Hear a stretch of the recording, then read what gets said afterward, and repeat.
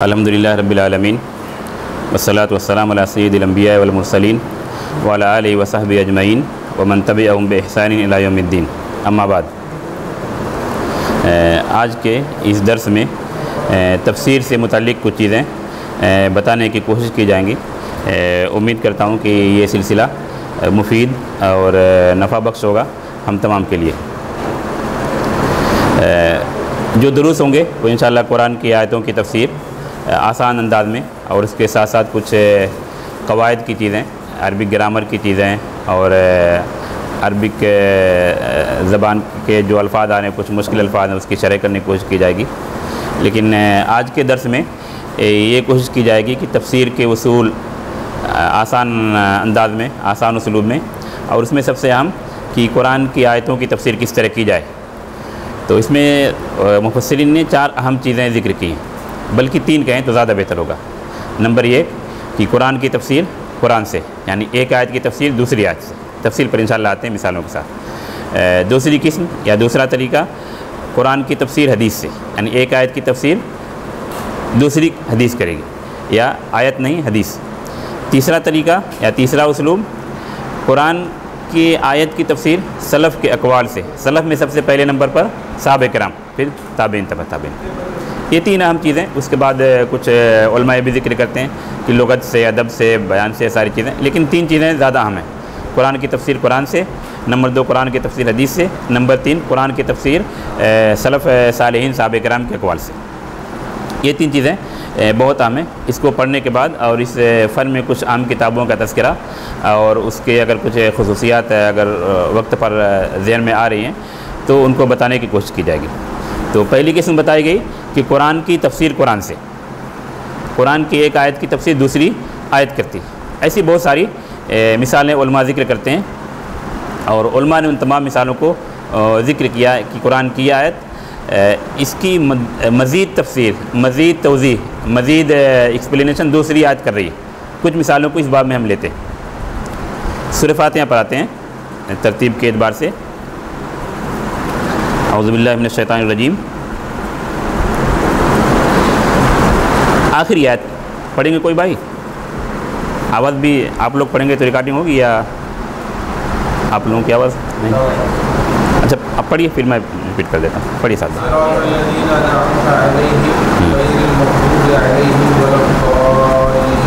ہاں آمین. صراط الذین انعمت علیہم، یہ اہدنا الصراط المستقیم سے جڑا ہوا ہے. سورہ فاتحہ وہ صورت جو مصلی نمازی ہر نماز کی ہر رکعت میں پڑھتا، خواہ امام و منفرد و مقتدی ہو. تو صراط مستقیم پر گامزن رہنے یا صراط مستقیم پر کنٹینیو چلنے کی دعا کی جا رہی ہے. پھر صراط مستقیم کے بارے میں اللہ نے کہا صراط الذین انعمت علیہم، ان لوگوں کا راستہ، ان لوگوں کا طریق جن پر آپ نے انعام کیا. صراط الذین انعمت علیہم، ان لوگوں کا راستہ جن پر آپ نے انعام کیا. کن لوگوں پر اللہ نے انعام کیا اس کا تذکرہ سورہ فاتحہ کی آیت میں ہے. انعمت علیہم، صراط الذین انعمت علیہم، کن لوگوں پر اللہ نے انعام کیا اس کا تذکرہ سورہ فاتحہ کی آیت میں نہیں، دوسری آیت میں سورہ نساء میں. سورہ نساء کی آیت نمبر 69 پر آئیے. سورہ نساء آیت نمبر 69.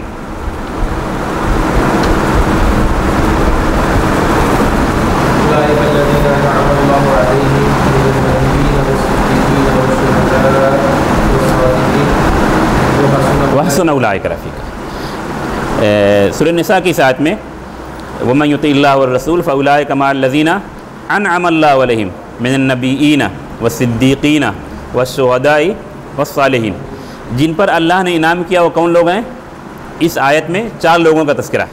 نمبر 1 نبیین، نمبر 2 صدیقین، نمبر 3 شہداء، نمبر 4 صالحین. تو آسان الفاظ میں ہم اگر کہنا چاہیں تو جن لوگوں پر اللہ نے انعام کیا ہے، سورہ فاتحہ کی آیت کو سورہ نساء کی آیت سے جب ملاتے ہیں تو 4 لوگ ہوتے ہیں. جن لوگوں پر اللہ کا انعام ہوا وہ نمبر 1 انبیاء، نمبر 2 صدیقین، نمبر 3 شہداء، نمبر 4 صالحین. واضح؟ تو سورہ فاتحہ کی اس آیت کی تفسیر جن لوگوں پر اللہ نے انعام کیا سورہ نساء کی آیت کرتی. کن لوگوں پر اللہ نے انعام کیا؟ ہاں انبیاء، نمبر 2 صدیقین، نمبر 3 شہداء، نمبر 4 صالحین. الحمدللہ اب یہاں پر تھوڑا دیر رکتے ہیں. اگر آیت سے علمی استنباط یا کچھ عقیدے اور منہج سے متعلق کچھ چیزیں آپ جاننا چاہتے ہیں تو انبیاء کے بارے میں کوئی اشکال نہیں. انبیاء اور رسول، کبھی نبی اور رسول بعض لوگ تفریق کرتے ہیں، یا جب نبی کا تذکرہ ہے تو رسول کو شامل ہے، وہ ایک الگ بحث ہے. لیکن صدیقین کے لفظ پر آپ رکتے ہیں. صدیقین سے کون مراد ہوں گے؟ ہاں، صدیقین میں سب سے اول صدیق کون ہو سکتے ہیں؟ ہاں، تمام جو لوگ صادق ہیں صدیق ہیں، لیکن سب سے اول سب سے اعلیٰ صدیق کون ہیں امت کے؟ ابو بکر صدیق رضی اللہ عنہ. ابو بکر صدیق رضی اللہ عنہ. شہداء جو راہ اللہ کے راستے میں جہاد کرتے ہوئے شہید ہو گئے. صالحین نیک لوگ. صدیقین کے لفظ پر آپ رکتے ہیں تو سورہ نساء کی اس آیت کو جب سورہ فاتحہ کی آیت کو سورہ نساء کی آیت سے ملاتے ہیں تو علماء سلف کہتے ہیں، خاص طور پر جو لوگ صحابہ کرام کی عظمت کے میں ڈوب کر جنہوں نے کتابیں لکھی ہیں اور صحابہ کرام کی عظمت میں جو کتابیں لکھی گئی ہیں، تو وہ کہتے ہیں کہ صراط الذین انعمت علیہم سے ابو بکر صدیق کی فضیلت بھی ثابت ہوتی ہے. یہ اہم نقطہ ہے چونکہ تفسیر پر، لیکن چونکہ باتیں ایسی آتی ہیں منہج کے تعلق سے، صحابہ کرام کے تعلق سے، جس کو بیان کرنا بہت ضروری معلوم ہوتا ہے. تو صراط الذین انعمت علیہم سے مفسرین کہتے ہیں کہ اس آیت سے ابو بکر صدیق کی فضیلت بھی ثابت ہوتی ہے. وہ کیسے؟ وہ صدیقین میں ہیں، ان کے طریقے، ان کے منہج، ان کے اسلوب پر چلنے کا ہم سوال کر رہے ہیں. اہدنا الصراط المستقیم صراط الذین انعمت. اللہ جن لوگوں پر تو نے انعام کیا، جن لوگوں پر آپ نے انعام کیا، ان لوگوں کے راستے پر مجھے بھی چلا. انبیاء کرام کے راستے پر، صدیقین کے راستے پر. صدیقین میں سب سے اعلیٰ صدیق ابو بکر صدیق کے راستے پر مجھے چلا. دوسرا اس کو اپوز کر کے پھر علماء کہتے ہیں اس آیت میں روافض یا شیعیت کا رد بھی ہے. وہ کیسے؟ بہت ساری چیزیں وہ صحابہ کرام کے تعلق سے نازیبہ کلمات کہتے ہیں جن کو ہم اپنی زبان سے ادا نہیں کر سکتے. شیخین ابو بکر صدیق، عمر فاروق، عائشہ صدیقہ، حفصہ رضی اللہ عنہما رضی اللہ عنہم، ان کے تعلق سے. تو علماء کہتے ہیں ان دونوں آیتوں کو ملا کر ابو بکر صدیق کی فضیلت ثابت ہوتی ہے. اور روافض یا ان تمام لوگوں کا، صرف روافض بلکہ مفہوم کو وسیع کر دیے، جن کے دلوں میں صحابہ کرام کے متعلق بغض ہے، ابو بکر کے متعلق بغض ہے، عمر فاروق کے متعلق بغض ہے، عثمان غنی کے متعلق بغض ہے، یا کسی بھی صحابہ کرام سے متعلق خاص طور پر بغض ہے، حفصہ اور عائشہ کے متعلق بغض ہے، غلط نظریات رکھتے ہیں، ان کے بارے میں غلط تصورات رکھتے ہیں، ان تمام لوگوں کا رد ہے. کیونکہ اس آیت میں ہم ابو بکر صدیق اور صحابہ کرام کے راستے پر چلنے کا سوال کر رہے ہیں. ہر مومن ہر نماز کی ہر رکعت میں سوال کرتا ہے. یعنی دوسرے لفظ میں یا آیت کو ملا کر ہم کہیں کہ ہر مومن نماز میں یہ سوال کرتا ہے کہ مجھے صدیق امت ابو بکر صدیق کے راستے پر چلا. واضح یہ مفہوم؟ اچھا، قرآن کی تفسیر قرآن سے سورہ بقرہ کی آیت نمبر 37 پر آئیے. 37 سورہ بقرہ.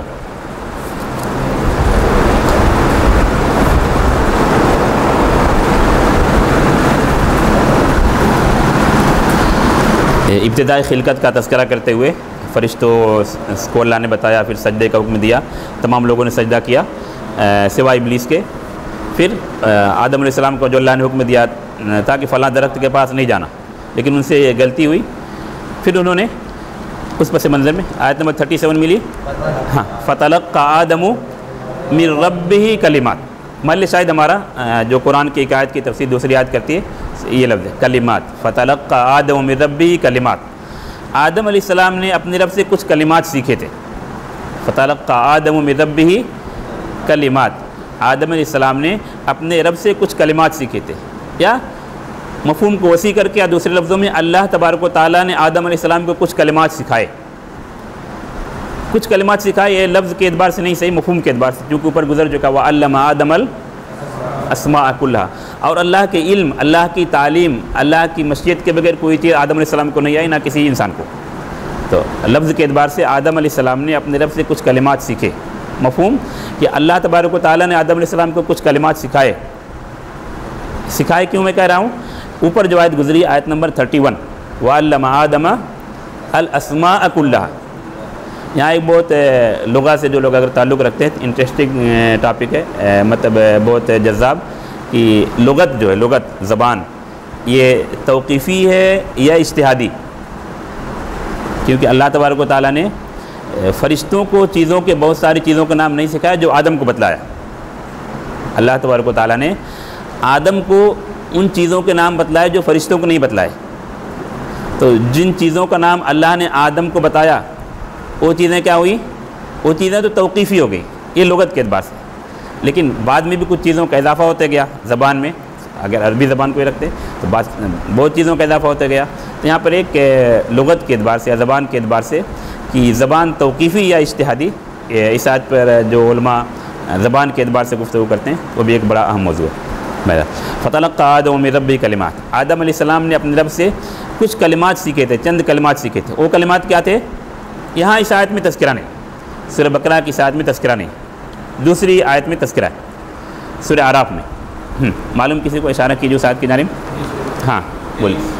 ہاں ماشاء اللہ آیت پڑھیے، آیت بتا دیا آپ۔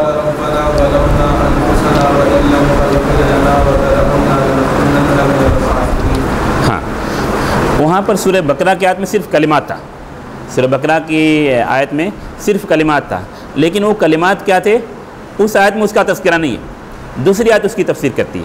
تو ابھی ہم کن چیزوں کو لے رہے ہیں؟ پہلی قسم کو، قرآن کی ایک آیت کی تفسیر دوسری آیت کرتی ہے۔ ربنا ظلمنا انفسنا وان لم تغفر لنا وترحمنا لنکونن من الخاسرین، یہ دعا کی آدم علیہ السلام نے۔ آدم علیہ السلام سے جب غلطی ہو گئی، کیا غلطی ہوئی آدم علیہ السلام سے؟ جس درخت کا قریب جانے، جس درخت کا پھل کھانے سے منع کیا تھا اس درخت کا پھل کھا لیا، اس کی تعین نہیں، قرآن کی آیتوں میں اس کی تعین نہیں۔ تو جب غلطی کا احساس ہوا اور جو پردے کا قدرتی سسٹم تھا وہ ساری چیزیں ختم ہو گئی، تو اپنے گناہ کا اعتراف ہوا، غلطی کا احساس ہوا، تو فوراً آدم علیہ السلام نے کیا کہا؟ ربنا ظلمنا انفسنا وان لم تغفر لنا وترحمنا لنکونن من الخاسرین۔ تو کلمات سے یہ کلمات مراد ہے، ربنا ظلمنا انفسنا وان لم تغفر لنا وترحمنا لنکونن من الخاسرین۔ انشاءاللہ اگر ان آیتوں پر آئیں گے جن میں کچھ دعا سکھائی گئی ہے تو انشاءاللہ پھر اس آیت پر آئیں گے، لیکن پھر بھی تربوی نائیے سے ہر انسان، ہم اور آپ سبھی لوگ اس میں داخل، گناہ ہوتا ہے، گناہ کرتے رہتے ہیں، تو تربوی اور اخلاقی نائیہ یہ ہے اس میں کہ جب انسان سے گناہ ہو تو فوری طور پر توبہ کرنا چاہیے یا توبہ نہیں کرنا چاہیے یا تاخیر کرنا چاہیے؟ فوری طور پر توبہ کرنا چاہیے، جو آدم علیہ السلام نے کیا۔ ہم آدم کے اولاد ہیں، آدمی ہیں، ابن آدم ہیں، تو ہمارا اسلوب، ہمارا طریقہ کیا ہونا چاہیے؟ ہم گناہ سے مبرہ نہیں ہیں، کوئی انسان یہ نہیں کہہ سکتا کہ ہم گناہ نہیں کرتے، انسان ہے گناہ کرے گا، گناہ کے بعد کیا موقف ہونا چاہیے، طریقہ کیا ہونا چاہیے؟ ہم اس گناہ سے توبہ، ربنا ظلمنا انفسنا وان لم تغفر لنا، مغفرت کون کرنے والا ہے؟ ہمارے گناہوں کو بخشنے والا کون ہے؟ اللہ تعالیٰ۔ دوسری جگہ ومن یغفر الذنوب الا اللہ، ساتھ آل عمران وغیرہ کے آتے ہیں ومن یغفر الذنوب الا اللہ، اور جو نماز میں جو دعائیں فاغفر لی لا یغفر الذنوب الا انت، غالباً دعا استغفار میں بھی متعدد جگہوں پر یہ اسلوب بتایا گیا کہ گناہوں کو بخشنے والا صرف اللہ ہے۔ اس باب میں لوگ تھوڑا سا غلطی کرتے ہیں کہ اللہ بخشنے والا ہے۔ اللہ کے جب اسماء و صفات کو کبھی آپ غور سے دیکھیں گے تو اللہ کے لیے دو لفظ استعمال ہوا اس سیاق میں، دو اسم، کون کون سے دو اسم ہیں؟ ایک ہے غفور، دوسرا کیا لفظ ہے؟ غفار۔ ایک لفظ غفور، دوسرا لفظ غفار، دونوں کون سے گئے ہیں؟ مبالغہ سے۔ مبالغہ کا مطلب ہوتا ہے بکثرت بخشنے والا، ایک ہوتا ہے جیسے پڑھنے والا، ایک کہا بہت زیادہ پڑھنے والا، بولنے والا بہت زیادہ بولنے والا، تو اللہ کے لیے غفار کا صیغہ استعمال ہوا، اور دوسرا لفظ غفور۔ غفور آپ سورہ ملک کی شاید دوسری یا تیسری آیت ہوگی، اور غفار سورہ نوح میں استعمال ہوا، انہ فقل استغفروا ربکم انہ کان غفارا۔ تو غفور یا غفار اللہ کے لیے استعمال ہوا، یعنی بہت زیادہ بخشنے والا۔ جب اللہ بہت زیادہ بخشنے والا تو ہمارا کیا اسلوب ہونا چاہیے، ہمارا کیا طریقہ ہونا چاہیے؟ فوراً توبہ کرنا نہیں، اور ایک چیز ہونی چاہیے، بکثرت مغفرت طلب کرنا، بکثرت مغفرت طلب کرنا۔ بلکہ اس موقع پر میں بچوں کو بولتا ہوں ماں کی مثال دے کر، ایک ماں جس کو اللہ نے، ہر ماں اپنے بچوں پر سب سے زیادہ شفیق اور مہربان ہوتی ہے، ماں سے زیادہ کوئی شفیق اور مہربان نہیں ہو سکتا۔ ایک ماں جس کو اللہ نے سارے وسائل بھی دی ہوں، نعمت سے نوازا ہو، قدرتی نعمتوں سے نوازا ہو، مالدار ہو، تو ماں داد و دہش کرتی ہے، تو بچوں کا کام کیا ہے؟ بچے اسے خوب سوال کریں، خوب پیسہ مانگیں، چیزوں کو مانگیں یا کم مانگیں؟ ایک ماں جو مالدار ہے، داد و دہیش کرتی ہے، جود و سخاوت کرتی ہے، تو بچوں کا کام کیا ہے؟ اپنی والدہ سے خوب مانگے پیسے، خوب چیزوں کو مانگے، کیونکہ ماں خوب داد و دہیش کرنے والی، خوب جود و سخاوت کرنے والی. تو اللہ کے لیے اس سے اعلیٰ مثال ہے. وَلِلَّهِ الْمَثَلُ الْأَعْلَى، وَلِلَّهِ الْمَثَلُ الْأَعْلَى. وہ غالباً غزوے کا واقعہ شاید آپ لوگوں کو یاد ہوگا، جب ایک خاتون سے اس کا بچہ بچھڑ گیا تھا، جب ملا تو انہوں نے اپنے سینے سے چمٹا لیا، اور اللہ کے رسول نے اس وقت مثال بیان کی کہ آپ لوگ سمجھتے ہیں کہ یہ خاتون یا یہ صحابیہ اپنے اس بچے کو آگ میں ڈال دے گی؟ شاید وہ حدیث سے گزری ہوگی توبہ اور زہد رکعہ کے بارے میں. اتورون ھذہ طارحۃ ولدھا فی النار. اس خاتون، اس صحابیہ کو جو یہ بچہ اتنی مشکل سے ڈھونڈنے کے بعد، تلاشنے کے بعد ملا ہے، کیا آپ سمجھتے ہیں کہ یہ اس بچے کو آگ میں ڈال دے گی؟ صحابہ کرام نے کہا نہیں. لا وہی تقدر اللہ تعالیٰ ہو، جب تک یہ قدرت رکھتی کبھی آگ میں نہیں پھینکے گی. اب وہاں اللہ کے رسول نے اللہ کے رحم اور اللہ کے مغفرت کی مثال دی. للہ ارحم بعبادہ من ھذہ بولدہا. مفہوم یہ ہے جتنا یہ اپنے اس بچے پر رحم کرتی ہے، اللہ اس سے کہیں زیادہ اپنے بندوں پر رحم کرتا ہے. للہ ارحم بعبادہ من ھذہ بولدہا. یہ خاتون جس قدر اپنے بچے پر رحم کرتی، اس سے کہیں زیادہ اللہ اپنے بندوں پر رحم کرتا ہے.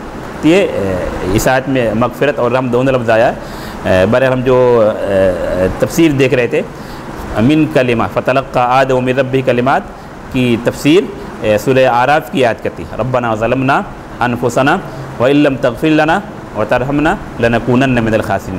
یہ کلمات آدم علیہ السلام نے کہے، لیکن ان کلمات کو سکھلایا کس نے تھا، یا القاء کنہوں نے کیا؟ اللہ کی جانب سے. من ربہ فتلقى آدم من ربہ کلمات.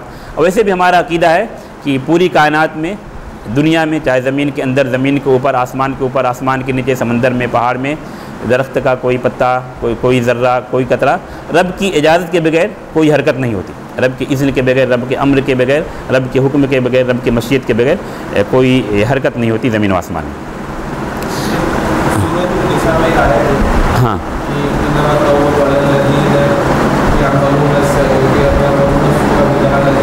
ہاں سورہ ہاں جی ہاں ہاں، اور بھی کئی جگہوں پر ہے. اور میں اس آیت پر آ جاتا ہوں. آیت نمبر بتائیے. سورہ نساء کے تیسرے وہ اساد اخیر کی ہے.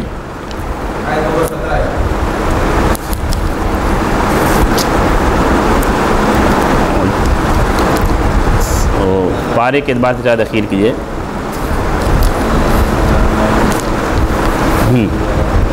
آیت نمبر 17. ثم یتوبون من قریب. مفہوم یہ کہ ان لوگوں کی توبہ قبول ہوتی ہے جو گناہ کرتے ہیں نادانی میں، پھر جلدی توبہ کر لیتے ہیں.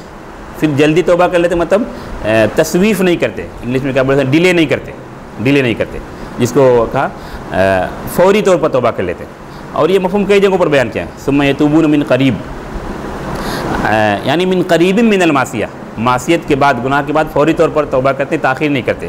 البتہ شاید بعض مفسرین نے یہاں پر یہ کہا ہے کہ قریبا من الموت، وہ مفہوم درست نہیں. شاید بعض مفسرین کی رائے ہے، لیکن یہ بات درست نہیں ہے. غالباً سورہ آل عمران میں جس میں متقین کے اوصاف بتائے گئے ہیں، وہاں بھی یہ مفہوم بتایا گیا، لیکن الفاظ الگ ہیں. وعدت للمتقین الذین ينفقون فی السراء والضراء والے، ہاں الذین ينفقون فی السراء والضراء والی آیت. ہاں محسن. اس کے بعد آل عمران ہے نا. ہاں آیت نمبر کتنا ہے؟ 130 کے آس پاس.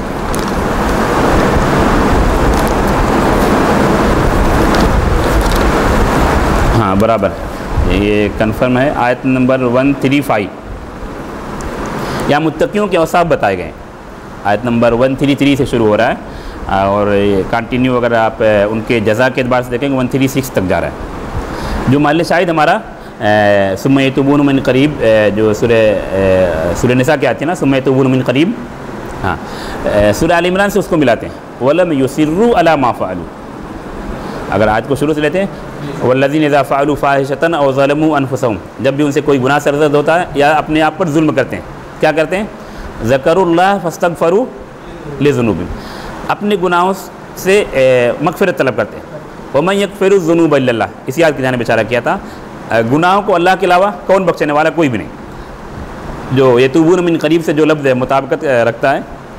ولم یصروا علی ما فعلوا، جو کرتے اس پر اصرار نہیں کرتے. جو گناہ ان سے سرزد ہو گیا اس گناہ پر اصرار نہیں کرتے. مطلب کیا ہے؟ فوری توبہ کرتے ہیں اور اس گناہ سے کنارہ کش ہو جاتے ہیں. اس گناہ سے کنارہ کش ہو جاتے ہیں. اور یہ متقیوں کے اوصاف بتائے گئے. متقیوں کے اوصاف بتائے گئے. آپ آیت نمبر 133 سے جوڑیں. آیت نمبر 134 میں وہ چیزیں بتائی گئی ہیں جو اچھے اوصاف ہیں، جو اچھے اوصاف ہیں. خرچ کرنا، غصے کو پی جانا، لوگوں کو معاف کرنا. لیکن آیت نمبر 135 میں یہ کچھ جو چھوٹے چھوٹے گناہ سرزد ہو جاتے ہیں اس کا تذکرہ ہے. لیکن اس کی وجہ سے بھی وہ تقویٰ سے یا متقی کے سرکل سے وہ خارج نہیں ہوتے، کیونکہ متقیوں کی دو اہم اوصاف بیان کیے گئے دونوں آیتوں ملا کر. پہلے میں خرچ کرنا، غصے کو پی جانا، لوگوں کو معاف کرنا. اس آیت میں گناہ کرتے ہیں، ظلم کرتے ہیں، لیکن اس کے بعد رب کی جناب میں توبہ اور استغفار کرتے ہیں. وَلَمْ يُصِرُّوا عَلَىٰ مَا فَعَلُوا، جو گناہ ان سے سرزد ہوا، خطائیں سرزد ہوئی، اس پر اصرار نہیں کرتے. تو یہ متقیوں کے اوصاف ہیں، برے لوگوں کے اوصاف نہیں ہے. گناہ کرنا یہ تقویٰ کے خلاف نہیں ہے. اس آیت سے یا جو ثم یتوبون من قریب یا جو آدم علیہ السلام سے متعلق جو آیت گزری جس کی وجہ سے ہم یہاں پر ربنا ظلمنا انفسنا، ان آیتوں کو ملا کر علماء یہ استدلال کرتے ہیں کہ گناہ کرنا یہ تقویٰ کے خلاف نہیں ہے. کیونکہ ایسا ہو ہی نہیں سکتا، انسان ہے اور ابن آدم ہے تو گناہ نہ کرے. گناہ پر اصرار کرنا یہ تقوی کے منافی ہے. گناہ کرنے کے بعد توبہ استغفار نہ کرنا یہ تقوی کے منافی ہے. ورنہ انسان ہے اس سے گناہ سرزد ہوگا، لیکن ابن آدم ہونے کے ناطے، آدم کے اولاد ہونے کے ناطے، تقوی شیار ہونے کے ناطے اس کا تقاضا یہ کہ فوری طور پر رب کی جناب میں توبہ کر لے. غالباً ایک حدیث کتاب التوبہ وغیرہ میں پڑھے ہوں گے آپ لوگ کہ بندہ تو گناہ کرتا اب توبہ کرتا ہے، گناہ کرتا توبہ کرتا ہے. اللہ نے کہا علم عبدی ان لہ عبدا یغفر الذنوب ویاخذ بی، میرے بندے ان لہ ربن، الٹا ہو گیا شاید عفوا، علم عبدی ان لہ ربن یغفر الذنوب ویاخذ بی، میرے بندے کو یہ پتہ ہے، علم ہے، آئیڈیا ہے کہ اس کا ایک رب ہے، اس کا ایک مالک ہے جو گناہوں پر مواخذہ کرتا ہے لیکن معاف بھی کرتا ہے. غالباً اسی روایت میں آگے غفرت لعبدی فلیفعل ما شاء یا ما یشاء. تو توبہ کرتا ہے، گناہ کرتا ہے، گناہ کرتا ہے، توبہ کرتا ہے. گناہ کے بعد توبہ کرنا یہ متقین کی صفات ہے، یہ متقین کی صفات ہے. گناہ نہ کرنا یہ فرشتوں کی صفات ہے، انسان ہے اس سے گناہ سرزد. گناہ کے بعد توبہ نہ کرنا یہ گناہ پر اصرار کرنا ہے، پھر ایک گناہ کے بعد دوسرا گناہ، دوسرا گناہ، پھر وہ جس کو دوسری آیتوں میں کلا بل کیا ہے، کلا بل ران علی قلوبہم، اور اس آیت کی تفسیر میں حدیث ابن کثیر وغیرہ نے ذکر کیا اور حدیث کی کتابوں بھی پڑھنے سے متعلق رکھتی ہے. تو یہ غالباً دو آیتیں ہوئیں. کئی آیتیں بتائی جائیں گی، کوشش کیجیے تقریباً جو مشہور مثالیں ہیں وہ آپ کو یاد رہیں، جو مشہور مثالیں ہیں آپ کو یاد رہیں. سورہ بقرہ کی آیت نمبر 173 پر آتے ہیں جن میں ان چیزوں کا تذکرہ جس کو اللہ نے حرام کیا ہے.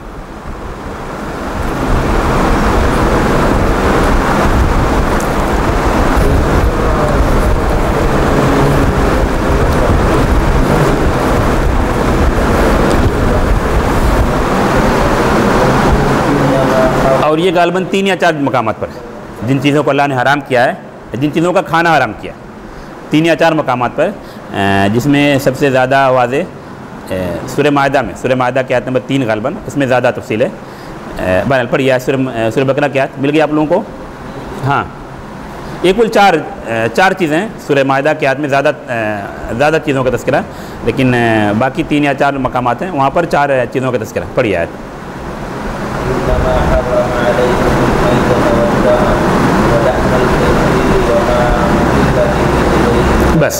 بس کافی، اتنا ہی. اب یہاں پر جن چیزوں کو اللہ نے حرام کیا ان میں نمبر 1 میتہ، مردار، نمبر 2 دم، خون، نمبر 3 لحم الخنزیر، سور کا گوشت، وما اہل بہ لغیر اللہ، جو غیر اللہ کے نام پر ذبح کیا گیا. یہاں پر دم جو ہے عام ہے، دم کا مطلب کیا ہے؟ خون. لیکن کیا مطلق خون یا اس کی کچھ تقیید یا تخصیص ہے دوسری آیتوں میں؟ اس کو الدم المسفوح. سورہ انعام پر آ جائیے، سورہ انعام آیت نمبر 145. سورہ انعام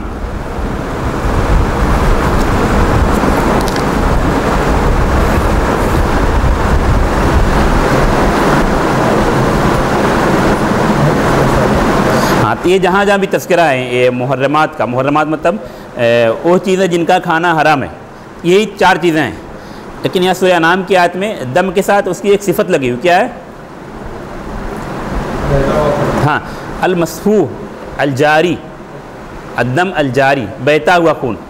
مطلب کیا ہوا کہ ہر طرح کا خون حرام نہیں ہے، وہ خون حرام ہے جو بہتا ہوا، الدم المسفوح، الدم الجاری. آیت نہیں ملی آپ کو؟ آیت 145 سورہ نام، سورہ نام اخیر کی ہے، مطلب حافظی قرآن نہیں ہے تو 1 2 3 4 پیج، لاسٹ سے 4 پیج 145. قل لا اجد فیما اوحی الی محرما علی طاعم یطعمہ. ہاں نہیں تو آپ دوسری شاید اور پہلے آپ جا رہے ہیں. ہاں سورہ نام 145 ہے نا آیت، برابر 145 ہے. قل لا اجد فیما اوحی الی، ملی آیت؟ ہاں. تو یہاں پر کیا ہے؟ وہاں پر دم عام تھا، دم کی تخصیص نہیں کی گئی تھی. یہاں پر دم کیا ہے؟ الدم المسفوح، بہتا ہوا خون. تو دم جو دوسرے مقامات پر سورہ بقرہ میں اس کی تفسیر، اس کی توضیح سورہ نام کی یاد کرتی دمم مسفوحہ، دمم مسفوحہ. آیتوں کو میں نے کوشش کی ترتیب سے لینے کی. ابھی سورہ مائدہ پر آ جاتے ہیں.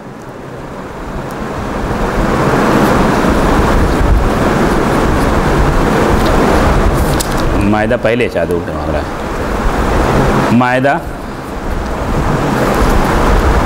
آیت نمبر 1 لیجیے، آیت نمبر 1. ہاں پڑھیے.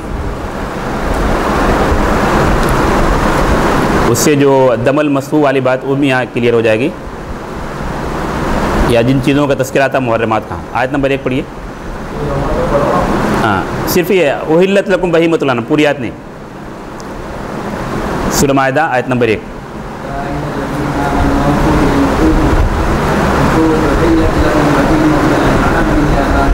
بس محل شاہد ہمارے کافی الحمدللہ.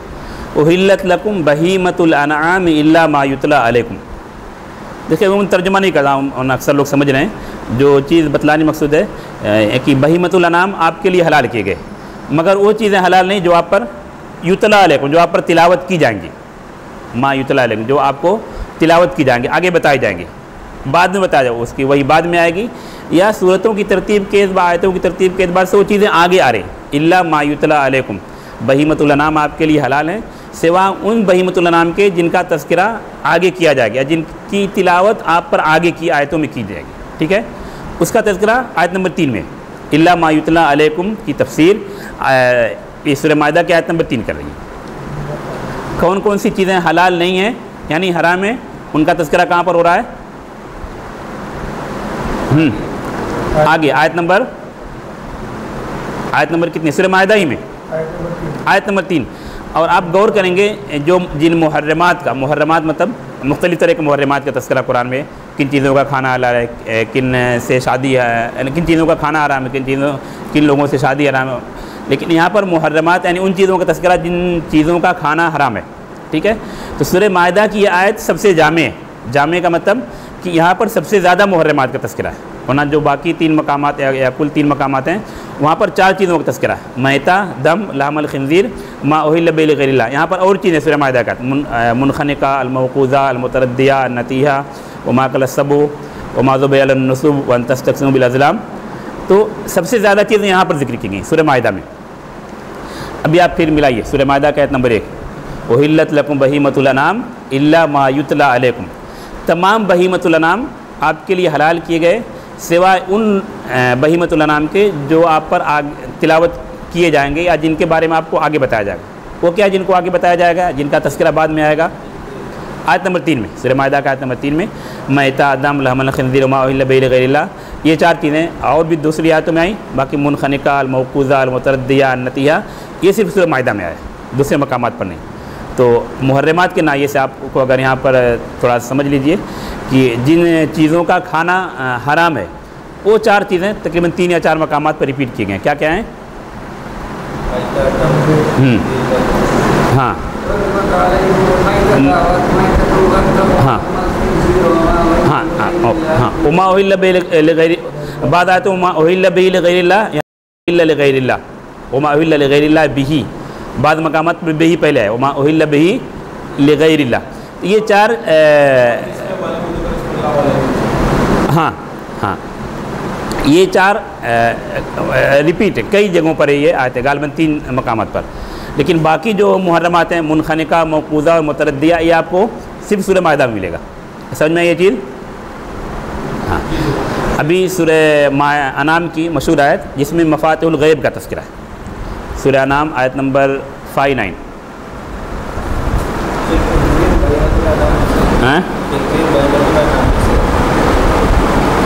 خنزیر بہیمۃ الانعام میں سے نہیں، اس پر ہم آتے ہیں. بہیمۃ الانعام کیا ہیں؟ اس ایک آیت ہے اس پر آئیں گے، جب غالباً سورہ انعام کی آیت ہے تو وہاں پر اس کا تذکرہ ہوگا.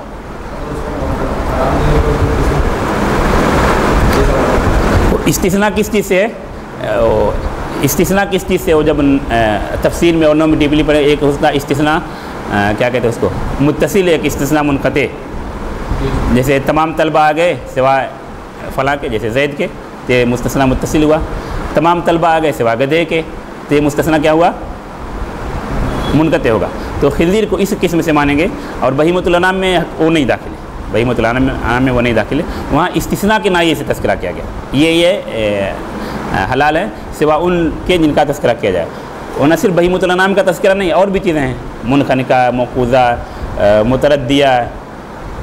متردیہ کیا ہے؟ جو اوپر سے گر کر اپنے آپ کو ہلاک کر لیا. تو استثناء کے نائے سے اگر آپ لیتے ہیں تو وہاں مطلق نوعی اعتبار سے مستثنیٰ متصل نہیں، مستثنیٰ منقطع اور خنزیر کے پس منظر میں. اور جو بہیمۃ الانعام والا سوال ہے اس پر ایک آیت آئے گی غالباً، جہاں بہیمۃ الانعام والی آیت ہے تو وہاں انشاءاللہ بتاتا ہوں. ہاں سورہ انعام کی کون سی آیت بتایا تھا؟ 59. ہاں پڑھیے، ابتدا کیا ہے صرف. وَعِنْدَهُ مَفَاتِحُ الْغَيْبِ لَا يَعْلَمُهَا إِلَّا هُوَ. بس مان لے شاید ہمارے ہی اللہ ہی کے پاس وَعِنْدَهُ مَفَاتِحُ الْغَيْبِ لَا يَعْلَمُهَا إِلَّا هُوَ. یہ دیکھیے عام طور پر مفہوم آیت کا ایک مفاتیح الغیب اللہ ہی کے پاس ہے، جن کو اللہ ہی جانتا ہے، آسان سے مفہوم. لیکن اللہ کی عظمت سے جو متعلق آیت ہے، جو آیتیں اللہ کے بارے میں گفتگو کرتی ہیں، اللہ کے علم کے متعلق، اللہ کی قدرت سے متعلق، اللہ کے جلال سے متعلق، آپ ان آیتوں کے اسلوب کو تھوڑا غور کریں. یہ جو طلبہ یا جو ہمارے وہ بھائی جو نو کو یا بلاغت کو سمجھتے ہیں، تو آپ اس چیزوں کو فٹ کرنے کی تھوڑا کوشش کیجیے. وہاں عام اسلوب نہیں ہوتا ہے، وہاں عام اسلوب نہیں ہوتا ہے. جیسے ہم مان لیجیے 10 لوگ ہیں تو استاد کو یہ گفٹ لے کے آئیں تو یہ کہے کہ یہ آپ کے لیے، مان لیجیے جو پہلے آئے یا جن کا مشارکہ پارٹیسپیٹ زیادہ ہو رہا ہے تو کہے کہ آپ کے لیے یہ گفٹ، آپ کے لیے. ایک یہ اسلوب ہے کہنے کا. دوسرا اسلوب کہ یہ جو آج کا گفٹ یہ آپ ہی کے لیے. دونوں اسلوب میں فرق سمجھ میں آ رہا ہے؟ ہاں تو اللہ کی عظمت سے متعلق جہاں آتے ہیں وہاں تقریباً حصر والا اسلوب ہے اکثر مقامات پر. وہ ہمیشہ آسان مثال میں ایاک نعبد والی دیتا ہوں. ایاک نعبد کا مفہوم کیا ہے؟ تیری. آپ یہاں وَعِنْدَهُ مَفَاتِحُ الْغَيْبِ، ترکیب کے اعتبار سے آپ دیکھیں کہ عِنْدَهُ خبر ہے، مفاتیح الغیب کیا ہے؟ مبتدا ہے. تو خبر مقدم ہے. جب خبر کو مقدم کیا تو مفہوم کیا ہو گیا؟ حصر کا مفہوم. مفہوم کیا ہوا اردو میں؟ مفاتیح الغیب یا غیب کی کنجیاں اللہ ہی کے پاس ہیں، اللہ کے پاس نہیں. پھر اردو میں آپ صحیح ترجمہ یہ ہوگا مفاتیح الغیب اللہ ہی کے پاس ہے، غیب کے خزانوں کی کنجیاں اللہ ہی کے پاس ہیں. یہ اکثر آیتوں میں آپ جہاں غور کریں، الیہ ترجعون، الیہ یرجع الامر کلہ، الیہ تحشرون، الیہ تقلبون، کیا ہے؟ مطلب رب کی عظمت، رب کے جلال کو بتایا جا رہا ہے کہ یہ اللہ ایک اس کام کو کرنے میں منفرد ہے، کوئی اور اللہ کا شریک نہیں. جہاں پر اللہ پر توکل کی بات ہے، علیہ توکلنا، یا دعاؤں میں آپ دعاؤں کو دیکھ جائیں، بلکہ دعاؤں کو تو میں کہتا ہوں 4-5 چیزیں بہت زیادہ غالب ہیں. اللہ کے اسماء و صفات کے وسیلے سے دعا کرنا، اللہ کے توحید کا بیان، توحید الوہیت یا توحید اسماء و صفات، اور اس کے بعد رب کی عظمت کا بیان کہ چیزوں کو خاص کیا گیا ہے کہ یہ اللہ ہی کر سکتا ہے. الیک انبنا، الیک توکلنا، علیہ توکلنا، یہ کیا ہے؟ آپ کی جانب رجوع کیا، آپ پر بھروسہ کیا. یہ نہیں، آپ ہی پر بھروسہ کیا، آپ ہی پر توکل کیا. سورہ ملک کی آخر کے آتے ہیں آپ دیکھیے، یا جو دعائیں سوتے وقت کی جو دعائیں، یا وہ دعائیں جس میں رب سے التجا کی گئی، رب سے درخواست کی گئی ہے، یا اپنے گناہ کی مغفرت کی دعائیں کی گئیں، ان آیتوں پر آپ غور کیجئے. یہ اسلوب غالب ملے گا. حصر کے ساتھ چیزوں کو بیان کیا گیا کہ یہ کرنے والا صرف اللہ ہی ہے. جیسے وہ ابھی سورہ غالباً آل عمران کی آیت پڑھے ایک لفظ وَمَن يَغْفِرُ الذُّنُوبَ إِلَّا اللَّهُ، کیا مفہوم ہے؟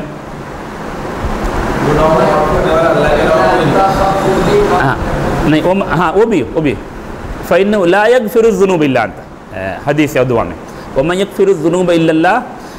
آسان لفظوں میں کیا اس کا مفہوم ہے؟ اللہ کے علاوہ کوئی بھی گناہ بخشنے والا نہیں. اسلوب جو ہے آیت میں سوال کا ہے، جس کو نحو کی زبان میں کہتے ہیں استفہام انکاری. استفہام انکاری یعنی اللہ کے علاوہ کوئی بھی گناہ کو بخشنے والا نہیں. فَإِنَّهُ لَا يَغْفِرُ الذُّنُوبَ إِلَّا أَنْتَ، جس کو حدیث میں کہا گیا. ابھی اس پر وَعِندَهُ وَفَاتُ حصر کی سب سے آسان ایاک نعبد و ایاک نستعین. میننگ اس کی ایک دوسری مثال میں دیتا ہوں، پتہ نہیں مناسب ہوگی نہیں. جیسے کوئی بیوی اپنے شوہر سے کر میں آپ کی بیوی ہوں، میں آپ کی بیوی ہوں، ایک نارمل ہے، اس کے اور کسی چیز کا ہے نہیں. دوسرا جو یہ کہنا چاہیے، جو زوجیت کا مسئلہ ہے، میں آپ ہی کی بیوی ہوں، اس کا اپوزٹ لے لیجئے جو بہت غلط مفہوم ہوتا ہے، میں آپ کی بھی بیوی ہوں. حصر والا مفہوم کون سا ہے؟ میں آپ ہی کی بیوی ہوں. ایاک نعبد، ہم آپ ہی کی عبادت کرتے ہیں. اگر ایسا کہیں ہم آپ کی بھی عبادت کرتے ہیں، یہ شرک ہوا. ہم آپ کی بھی عبادت کرتے ہیں، یہ شرک ہوا. ہم آپ کی عبادت کرتے ہیں، یہ نارمل ہے، حصر بھی نہیں ہے اور شرک بھی نہیں. نارمل ہم آپ نعبد یہ نارمل ہم آپ کی عبادت کرتے ہیں. جیسے کوئی بیوی آپ سے اپنے شوہر سے کہے میں آپ کی بیوی ہوں، لیکن یہ کہ میں آپ کی بھی بیوی ہوں، یہ ایسا ہی ہوا جیسے کوئی کہے ہم آپ کی بھی اللہ عبادت کرتے ہیں، یہ شرک ہوا. کیوں؟ اقرار ہو رہا کہ آپ کے ساتھ اور لوگوں کی بھی عبادت کرتے ہیں. نارمل اگر کہہ رہا اللہ ہم آپ کی عبادت کرتے ہیں تو نارمل ہے. اس چیز کا یہ نہیں کہ اللہ کے علاوہ اور کی عبادت کر رہا یا نہیں کر رہا، ہم اللہ کی عبادت کر رہے ہیں. ہاں، سورہ ملک کے اخیر میں کئی مثالیں اس کی، اور اکثر دعاؤں میں آپ دیکھیں گے یہ اسلوب ہے.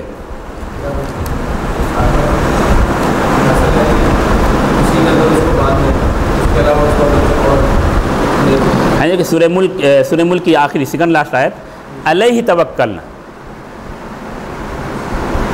بلکہ استغفار کی دعا میں غالباً سوتے وقت کی بھی دعائیں الیک انبنا و الیک توکلنا، وہ کیا ہے؟ مفعول بہی کو یا یہ کہہ سکتے ہیں اس کے متعلق کو مقدم کیا گیا. آپ پر ہی ہم نے بھروسہ کیا، آپ پر ہی ہم نے ٹرسٹ کیا، آپ کی جانب ہم نے رجوع کیا. الیک المصیر، الیک تقلبون، الیہ تحشرون، یہ سب کیا ہے؟ یہ حصر کا مفہوم ہے، اللہ ہی کی طرف. ہاں کس آیت پر رکے تھے؟ وہ سورہ بقرہ کی جو آیت وہ کیا نام ہے، رمی جمار کر کے بارے تاریخ کو نکل جانے والے، جس سے علماء نے استدلال کے وہاں بھی وَعَلَمُوا أَنَّكُمْ إِلَيْهِ تُحْشَرُونَ، إِلَيْهِ تُحْشَرُونَ. اس میں ایک لطیف نقطہ یہ کہ جس طرح میدان عرفات میں آپ سب لوگ ابراہیم علیہ السلام کی ندا کے بموجب جمع وَأَذِّن فِي النَّاسِ بِالْحَجِّ يَأْتُوكَ رِجَالًا مِنْ كُلِّ فَجٍّ عَمِيقٍ، جو صاحب استطاعت وہ جمع ہے. اسی طرح جب اسرافیل علیہ السلام سور پھونکیں گے تو سب لوگ جمع کیے گئے.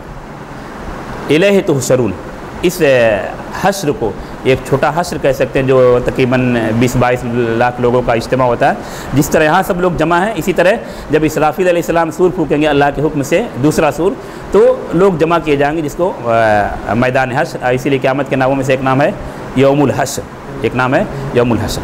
ہاں، یہ اسلوب آپ خاص طور پر ان آیتوں پر ترکیز کرنا چاہیے جہاں رب کی عظمت پر گفتگو ہو رہی، رب کے علم، رب کے جلال کا تذکرہ ہو رہا ہے. عموماً ایک چیز عام طور پر وہ آیتیں جن میں فقہی اختلاف، ان چیزوں پر تھوڑا فوکس زیادہ ہو جاتا ہے.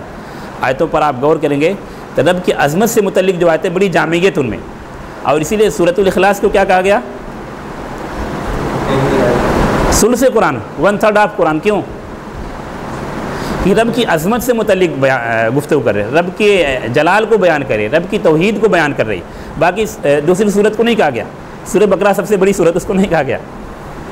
آل عمران بڑی صورتوں میں سے، اس کے بعد نساء میں بڑی، لیکن ایک چند آیتوں پر مشتمل سورۃ الاخلاص، اس کو کیا کہا گیا؟ کیوں؟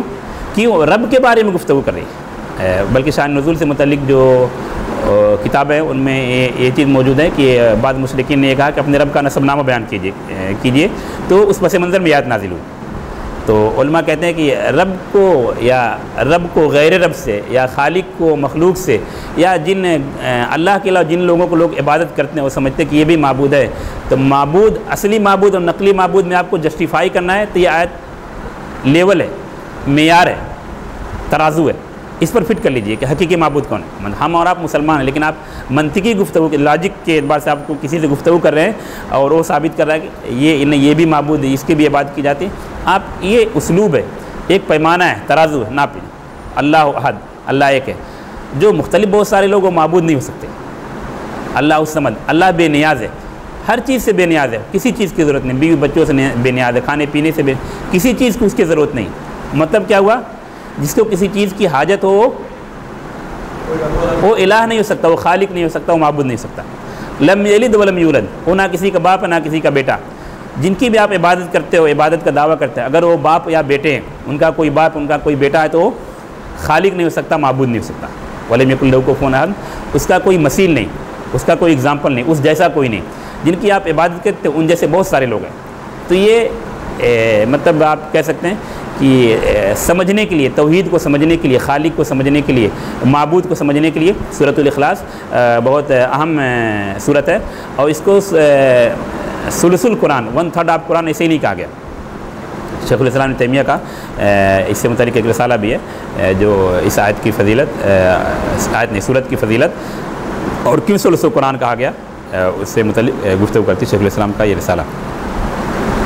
ہاں کہاں سورہ انعام پر رکے تھے، مفاتح الغیب۔ ہاں تو مفاتح الغیب کیا ہے؟ سورہ انعام کی اس آیت میں اس کا تذکرہ نہیں، علماء کہتے ہیں سورہ لقمان کی آخری آیت۔ مفاتح الغیب کا مطلب کیا ہوا؟ غیب کی غیب کی چابیاں، غیب کی چابی، غیب کی کنجی، وہ کیا ہے؟ سورہ لقمان کی آخری آیت پر آ جائیے، دیکھیے پڑھیے سورہ لقمان کی آخری آیت، کل 5 چیزیں ہوتی ہیں۔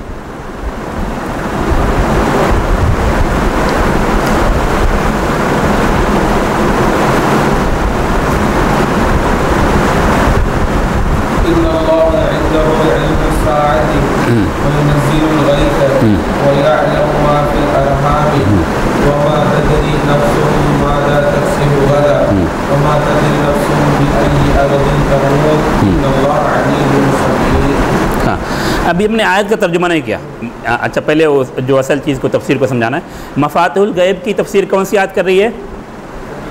سورہ لقمان کی یہ آخری آیت، سورہ لقمان کی آخری آیت۔ ان میں اللہ کے لیے 5 چیزوں کا تذکرہ کیا گیا، یعنی مفاتح الغیب وہ 5 چیزیں جن کا تذکرہ سورہ لقمان کی آخری آیت میں۔ مفاتح الغیب کیا ہیں؟ وہ 5 چیزیں جن کا تذکرہ سورہ لقمان کی آخری آیت میں کیا گیا ہے۔ ہاں وہ 5 چیزیں کیا ہیں؟ نمبر 1 قیامت کا علم، نمبر 2 بارش کا نازل کرنا، بارش کب نازل ہوگی، نمبر 3 رحم مادر میں کیا ہے، رحم مادر میں ماں کے پیٹ میں کیا ہے، نمبر 4 کل کوئی بھی انسان کیا کرے گا، اس کا کسی کو علم نہیں، صرف اللہ کو، نمبر 5 اور اخیر انسان یا کوئی بھی نفس کہاں پر کب مرے گا، کس زمین پر اس کا انتقال ہوگا، اس کا علم کس کو ہے؟ اللہ کو۔ تو مفاتح الغیب جن کا تذکرہ سورہ انعام کی آیت میں تھا، وہ ان مفاتح الغیب کی تفسیر کہاں پر؟ سورہ لقمان کی آخری آیت کر رہی۔ کتنے مفاتح الغیب؟ ہاں مفاتح الغیب کتنے ہیں؟ 5 ہیں۔ اچھا ابھی یہ جو چیز بتانی مقصود تھی مفاتح الغیب کی تفسیر، وہ چیز تو ہوگی۔ ابھی آپ اس آیت کو آپ دوبارہ پڑھیے، سورہ لقمان کی آخری آیت کو، دیکھیے رب کی کس چیز کا بیان کیا جا رہا ہے۔ رب کے متعلق بہت ساری چیزیں ہو سکتی ہیں، رب کے ایک لفظ میں آپ کو بولنا ہوں کہ آپ بتائیں کہ رب کے بارے میں کیا چیز بتائی جا رہی ہے، رب کے کس چیز کا تذکرہ ہو رہا ہے سورہ لقمان کی آخری آیت میں؟ علم کے بارے میں، رب کے علم کے بارے میں۔ اور دیکھیے اس علم کو کس طرح اللہ نے بیان کیا ہے، آیت کے شروع کے لفظ کو دیکھیے، پہلے کیا ہے؟ علم الساعہ۔ اسلوب کیسا ہے؟ اسلوب کیسا ہے؟ پہلے تاکید کیا، تاکید کے لیے کون سا لفظ استعمال کیا؟ انا، تاکید۔ پھر کیا کیا؟ اندہو کو مقدم کیا، اندہو کو مقدم کیا، جس طرح کیا نام ہے سورہ انعام کی آیت میں وَإِنْدَهُ مَفَاتِحُ الْغَيْبِ، اندہو خبر ہے، اس کا مقام کیا؟ اسم کے بعد ہے، اندہو کو مقدم کیا بھی حسر ہوا، پھر علم کا تذکرہ، متعدد چیزوں کا علم، لیکن قیامت کے علم کا تذکرہ. تو قیامت کا علم کا تذکرہ یعنی اللہ ہی کو ہے، اللہ کو نہیں، اللہ ہی کو ہے. انا کی تاکید، پھر خبر کو مقدم کرنا، پھر علم الساعہ کا. ٹھیک ہے. تو آیت کی ابتدا رب کے علم کو بتانے سے ہوئی. واضح؟ آیت کی ابتدا، آیت کی شروعات، آیت کی سٹارٹنگ رب کے علم کو بتانے سے ہوئی، رب کے علم کا تذکرہ ہو رہا ہے. ٹھیک ہے. پھر بیچ میں بھی رب کے علم کا ہی تذکرہ ہے، وَيَعْلَمُ مَا فِي الْأَرْحَامِ، رب کے علم کا ہی تذکرہ ہے. پھر اس کے بعد کیا ہے؟ وَمَا تَدْرِي نَفْسٌ وَمَا تَدْرِي نَفْسٌ، 2 مرتبہ ریپیٹ ہے. لوگوں سے علم کی نفی کی جا رہی ہے. اللہ کو علم ہے، آپ کو علم نہیں، یا کسی نفس کو علم نہیں، نہ انس کو نہ جن کو، یا کہہ لیجئے نہ تو ملائکہ کو، جب تک اللہ نے بتایا نہیں. ملائکہ کو علم کب ہوتا؟ رب کے بتانے کے بعد. فلاں انسان کی فلاں بندے کی روح قبض کرنی، تب ملائکہ کو علم ہوتا، اس سے پہلے نہیں علم ہوتا. تو کسی کو اس کا علم نہیں. رب کے لیے علم کو ثابت کیا گیا.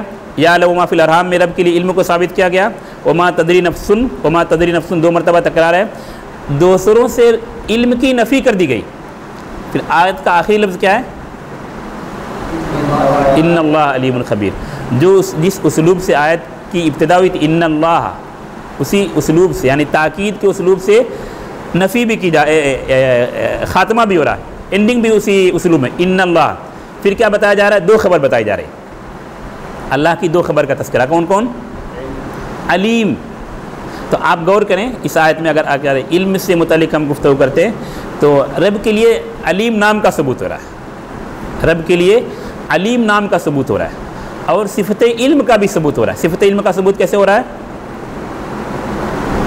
رب کے لیے صفت علم کا ثبوت، ہاں یہ شیخ ابن عثیمین رحمۃ اللہ علیہ کتاب القواعد المثلی ہے، اس میں شیخ بتاتے ہیں کہ صفت کے ثابت کرنے کے 3 طریقے. ایک تو ڈائریکٹ صفت کا لفظ ہو، وہ بھی ہے یہاں پر علم الساعہ، وہ بھی ہے صراحتاً لفظ یعنی صفت ہی موجود ہو. دوسرا کیا ہے؟ اس میں سے صفت کا استخراج کرنا ہے، یعنی علیم سے علم کا استخراج. تیسرا طریقہ کیا ہے؟ فعل سے صفت کا استخراج. فعل بھی یہاں پر ہے، کہاں پر ہے؟ یعلم، یعلم سے بھی علم کا استخراج ہو رہا ہے، علیم سے بھی علم کا استخراج ہو رہا ہے، اور علم لفظاً بھی موجود ہے. تو حقیقت میں بلکہ مجھے کبھی کبھی لگتا ہے کہ تفسیریں تو مطلب جو موجود تفسیریں ہیں جن کو امام المفسرین اور شیخ التفسیر ہے ابن جریر طبری رحمۃ اللہ علیہ، وہاں سے لے کر آج تک تفسیر کا، لیکن جو چیز شیخ سعدی کی تفسیر اور ابن عثیمین کی تفسیر میں ملتی ہے، وہ چیزیں خاص طور پر رب کی معرفت سے متعلق اور اسلام کی حقانیت، وہ چیزیں کبھی مجھے ایسا لگتا ہے کہ دوسری تفسیر میں نہیں ملتی. مطلب دوسری تفسیروں کا درجہ کم نہیں کیا جا رہا، مطلب یہ چیز غالب ہے شیخ سعدی کی تفسیر میں اور شیخ ابن عثیمین رحمۃ اللہ علیہ کی تفسیر میں. ورنہ جو چیز تفسیر تبری کا کوئی مقابلہ نہیں کر سکتی، وہ اولین تفسیر میں سے. لیکن رب کی عظمت، رب کے جلال، رب کے کما حقوق قدر، رب کو پہچاننا، یہ چیزیں پر جس طرح فوکس تفسیر سعدی میں اور تفسیر ابن عثیمین میں ہے، وہ چیزیں مجھے دوسری تفسیروں میں نہیں ملتی. ہاں سمجھ میں آیا نقطہ؟ تو مفاتیح الغیب کیا ہے؟ ان کا تذکرہ سورہ لقمان کی. ہاں اندہ اصل میں خبر ہے. وہ کیوں ہے؟ نحو کا قاعدہ ہے کہ ظرف یا جار مجرور کبھی بھی اسم نہیں ہو سکتے. ظرف یا جار مجرور ہمیشہ خبر ہی ہوں گے. جیسے آپ کہیں زید، یا آپ اپنا نام لے لیجئے، کیا نام؟ سعد. سعد فی المسجد، خبر کہاں ہوگی؟ فی المسجد. اگر ہم فی المسجد کو مقدم کر دیں، مقدم کر کے بولیے فی المسجد سعد، یہی کہیں گے نا. تو کیا فی المسجد پہلے آ گیا تو ہم بولیں گے مبتدا ہو گیا، یا کہ وہ شروع میں آ رہی اس لیے مبتدا ہو جائے گا؟ عام طور پر یہ بتایا جاتا ہے کہ مبتدا شروع میں آتا ہے، لیکن اس کے کچھ رول ہیں، کچھ قواعد ہیں. تو فی المسجد پہلے آنے کی وجہ سے وہ مبتدا نہیں ہوگا. کیوں نہیں ہوگا مبتدا؟ معنی کیا ہے؟ وہ جار، کیا نام ہے، جار مجرور ہے. جار مجرور، اور دوسرا لفظ کیا بتایا تھا؟ ظرف. یہ کبھی بھی مبتدا نہیں ہو سکتے. قرآن کی آسان ہے سورہ بقرہ کے شروع میں منافقین کے بارے میں، فی قلوبہم مرض. کہاں مبتدا، کہاں ہے؟ خبر کہاں ہے؟ فی قلوبہم کیا ہے؟ خبر ہے. ایک آسان قاعدہ، آپ اس کو خبر، ظرف اور جار مجرور یہ کبھی بھی مبتدا نہیں ہو سکتے، ہمیشہ خبر ہی ہوں گے. یہ جار مجرور کی مثال ہوگی. اور ظرف کی مثال سورہ انشراح کی ان مع العسر یسرا. مع العسر اب آپ منصوب ہے تو بظاہر لگتا ہے کہ وہ اسم ہوگا، لیکن وہ کیا ہے؟ خبر ہے، کیونکہ ظرف ہے. اور اس میں کہاں پر انا کا؟ یسرا جو اخیر میں آ رہا ہے وہ. تو ظرف اور جار مجرور کبھی بھی یہ اسم نہیں ہو سکتے، یہ خبر ہوں گے، چاہے مبتدا کی خبر ہو یا انا اور اس کے اخوات کی خبر ہو. ہاں اندو ظرف ہے. وہ فی والی جو مثال بتایا تھے وہ جار مجرور کی. ہاں ظرف کا مطلب مقام. ظرف کی اصل میں دو قسم ہو جاتی ہیں، ظرف زمان، ظرف مکان، دو قسم. اور ظرف و منصوبات میں سے زمان کی مثال جیسے یوم ہے، لیل ہے، نہار ہے، بکرتم و عشیہ. وہ تسبیح کی جو آیتیں ہیں سب بکرتم و عشیہ، بکرتم و اصیلا، غدوا و عشیہ، غدوۃ و عشیہ قرآن میں، یہ سب کیا منصوب ہے؟ کیوں منصوب ہے؟ ظرف ہے، ظرف زمان. اور دوسری قسم ہے ظرف مکان، وہ بھی منصوب ہوتی ہے. ظرف مکان اس میں تھوڑا سا تفصیل ہے، کبھی کبھی اس پر جب فی آ گیا تو مجرور ہو جائے گا.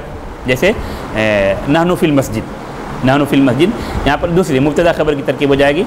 تو یا جو ظرف ہیں، یا جب ہم کہیں گے دخلت المسجد، دخلت المسجد، یا وہ جو مشہور حدیث جو جسے تحیۃ المسجد کے بعض علماء وجوب کی استدلال کرتے ہیں، اذا دخل احدکم المسجد فلا یجلس حتی یصلی رکعتین. تو مسجد کو آپ یہاں پر ظرف مان سکتے ہیں. تو دو قسم ہوتی ہے، ایک ہے ظرف زمان جو زمان ٹائم کے متعلق گفتگو کرتا ہے، ایک ظرف مکان جو مکان، جگہ اور پلیس کے متعلق گفتگو کرتا ہے. ہاں تو یہ کیا نام مفات الغیب کی تفسیر ہو گئی. سورہ نام ہی کی آیت نمبر 82، بلکہ اس کی تفسیر تو میں کہتا ہوں آیت سے بھی اور حدیث سے بھی ہو سکتی ہے، دونوں جگہوں پر ہم اس کو فٹ کر سکتے ہیں. آیت نام آیت نمبر 82 پر آئیے.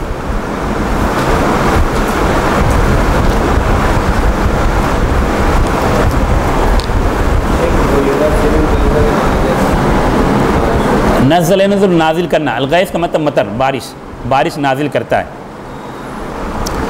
اصل اس میں سب میں تفصیل ہے، لیکن چونکہ جیسے ینزل الغیث وہ لوگ اشکال کرتے ہیں کہ انسان بھی بارش برسنے، تو انسان بارش نہیں برساتا ابھی تک.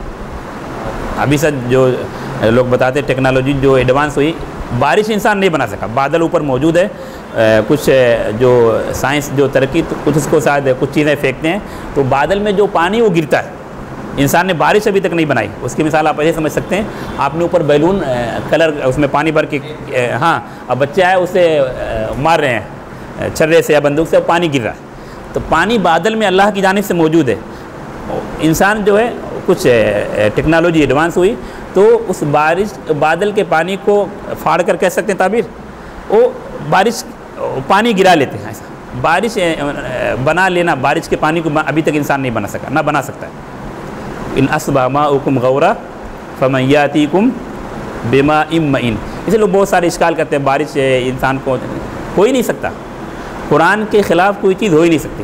نہ تو قرآن کی باتیں غلط ہو سکتی ہیں، نہ تو قرآن کی باتوں میں اختلاف ہو سکتا ہے. افلا یتدبرون القرآن ولو کان من عند غیر اللہ. کچھ مشکل ہے ریکارڈنگ ہے.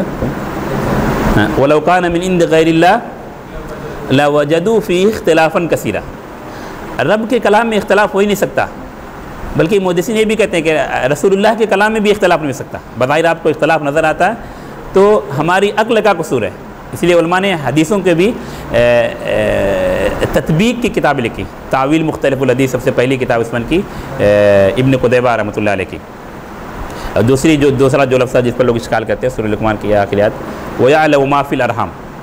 اشکال اسی لیے ہوتا ہے آیت کا غلط مفہوم، غلط شرح کرنے کی وجہ سے، غلط ایکسپلینیشن کیا ہے. آیت میں وَيَعْلَمُ لفظ ہے اور وہ جانتا ہے جو رحم میں ہے. لفظ کا یہ مفہوم آسان سا، لوگوں نے اس کا شرح ایسا کیا یا ترجمہ کیا، وہ جانتا ہے ماں کے پیٹ میں ہے، مذکر ہے یا مؤنث.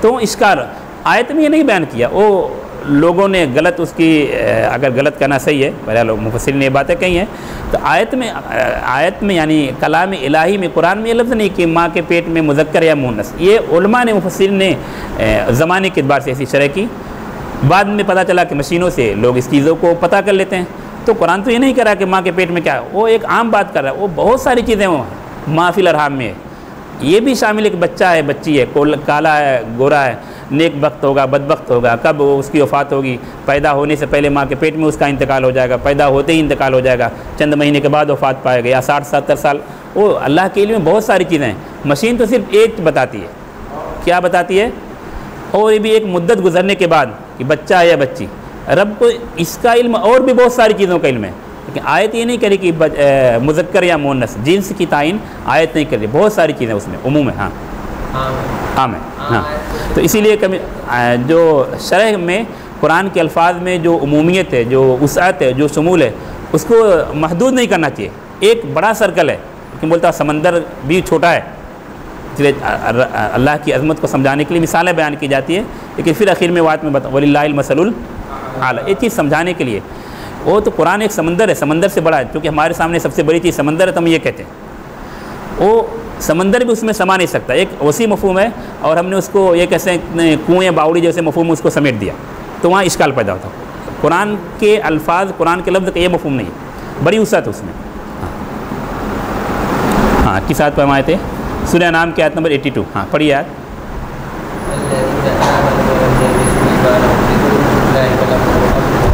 ہاں یہاں پر دیکھیے امن کی بات، اس سے پہلے جو آیت کا تذکرہ ہو رہا تھا کہ امن، جو لوگ شرک کرتے ہیں وہ ان سے مسلمانوں سے مخاطب ہو کر کہہ رہے ہیں کہ تم ڈرتے نہیں، تو مسلمانوں کو کہا جا رہا ہے کہ امن ہمارے لیے، اور یہ سوال کیا، اس سے پہلے والات میں ای الفریقین حق بالامن، امن کا مستحق دونوں فریق میں سے کون ہے؟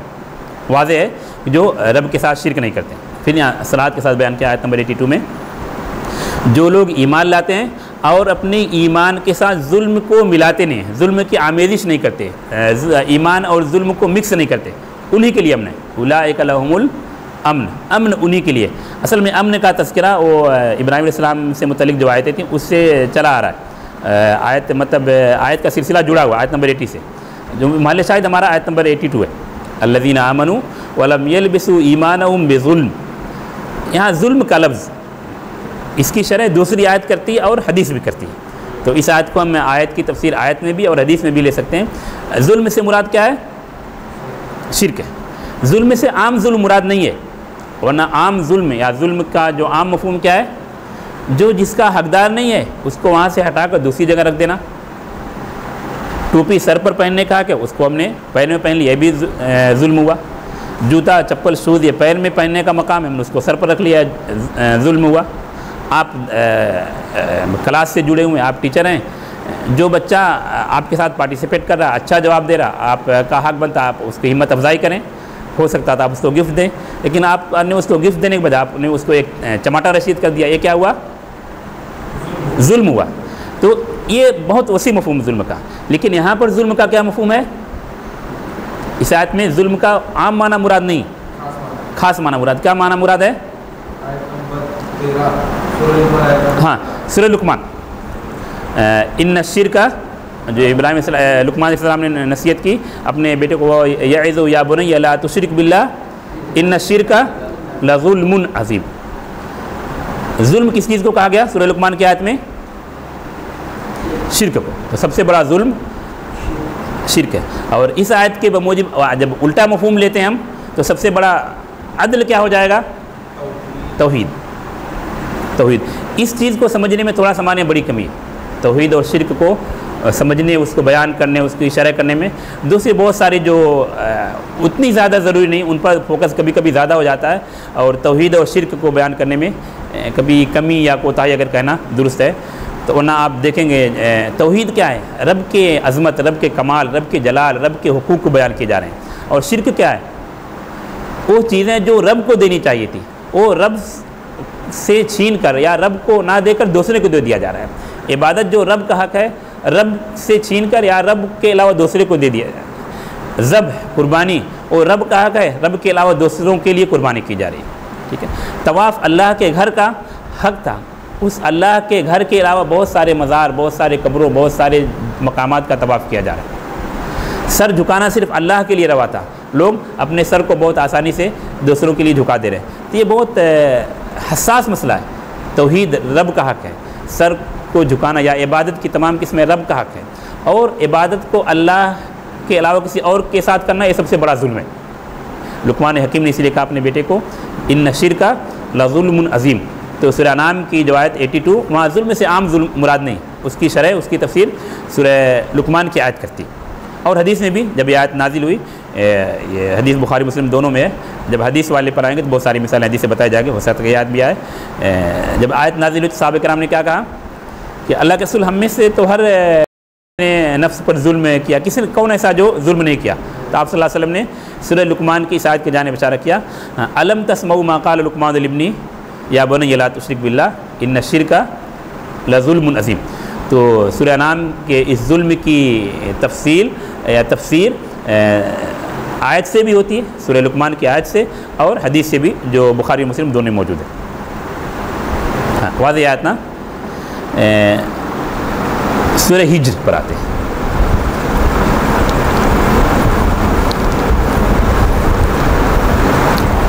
سورہ ہجر کی آخری آیت، ہاں پڑھیے، ملی کس کو آیت ملی؟ سورہ ہجر کی آخری آیت،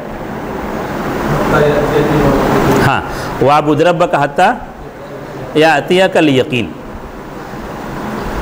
مفہوم ہے لفظ کے اعتبار سے اپنے رب کی عبادت کرتے رہو یہاں تک کہ آپ کو یقین آ جائے، لفظ کے اعتبار سے یہ ترجمہ، آپ اپنے رب کی عبادت کرتے رہو یا آپ اپنے رب کی عبادت کرتے رہیں۔ خطاب ڈائریکٹ نبی کو ہے اور پھر امت کو، تو آپ سب لوگ اپنے رب کی عبادت کرتے رہیں یہاں تک کہ آپ کو یقین آ جائے، یہ لفظ کے اعتبار سے ترجمہ۔ یقین سے کیا مراد ہے؟ یقین کی شرح، یقین کی تفسیر ایک دوسری آیت کرتی ہے۔ کون سی آیت؟ کس کو پتہ ہے؟ اور جہنمی جب جہنم میں ڈال دیے جائیں گے تو جنتی سوال کریں گے، سورہ مدثر کی مشہور آیت ہے، وہاں پر یقین کا لفظ استعمال ہوا ہے۔ ہاں یقین سے کیا مراد ہے؟ تو وہاں بھی یقین کا لفظ استعمال ہوا، لیکن وہاں پر صراحت کے ساتھ جو گفتگو سے سمجھ میں آ رہا ہے، جو جہنمیوں کو گفتگو ہو رہی ہے، سورہ مدثر دیکھ لیجیے آپ، آیت نمبر 42 سے لے کر 47، جو جنتی جہنمیوں سے سوال کریں گے، ما سلککم فی سقر،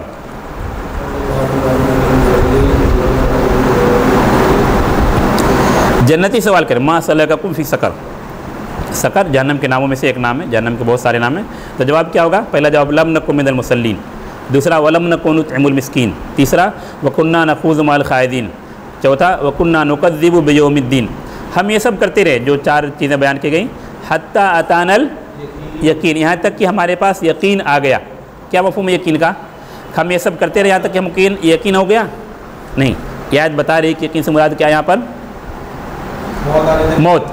موت تک ہم یہ سب برائیاں کرتے رہے، موت آنے تک ہم یہ کرتے رہے، مطلب ہم نے توبہ نہیں کی، ہم نماز نہیں پڑھتے تھے، مسکینوں کو کھانا نہیں کھلاتے تھے، ٹھٹا مارتے تھے، جو قرآن کے خلاف مجلسیں ہوتی تھی، رسول کے خلاف مجلسیں ہوتی تھی، سنت کے خلاف استہزاء ہوتا تھا، ان سب میں ہم شریک ہوتے تھے، یوم الدین یعنی قیامت کی تقسیم کیا کرتے تھے، جھٹلاتے تھے، یہاں تک کہ ہمیں موت آ گئی۔ تو سورہ ہجر کی آخری آیت کو سورہ مدثر کی اس آیت سے ملانے کے بعد کیا پتہ چلتا ہے؟ یقین سے مراد کیا ہے؟ موت۔ اس کی حدیث میں بھی غالباً عثمان بن مظعون کی جب وفات ہوئی تو آپ صلی اللہ علیہ وسلم نے کہا اما ہوا فقد جاءہ الیقین۔ اچھا جب ہم قرآن کی تفسیر حدیث سے کریں تو وہاں پر شاید یہ آتا ہے اما ہوا فقد جاءہ الیقین۔ ہاں بہیمۃ الانعام کا سوال کن کا تھا؟ یہ اس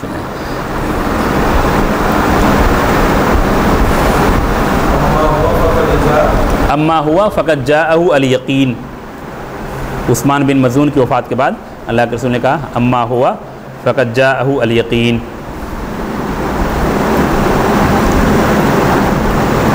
تو یہ حدیث بہت زیادہ کلیئر ہے، کوئی بھی ڈاؤٹ نہیں اس میں کہ یقین سے مراد کیا ہے یہاں پر؟ موت ہے، کیونکہ عثمان بن مظعون رضی اللہ عنہ کی وفات کے بعد آپ نے کہا کہ انہیں یقین آ گیا یعنی موت آ گئی۔ اس سلسلے کی آخری آیت سورہ زمر، وہ بہیمۃ الانعام کا بھی تذکرہ اس میں ہو جائے گا، شاید کسی بھائی کا سوال تھا۔ سورہ زمر کی آیت نمبر 6،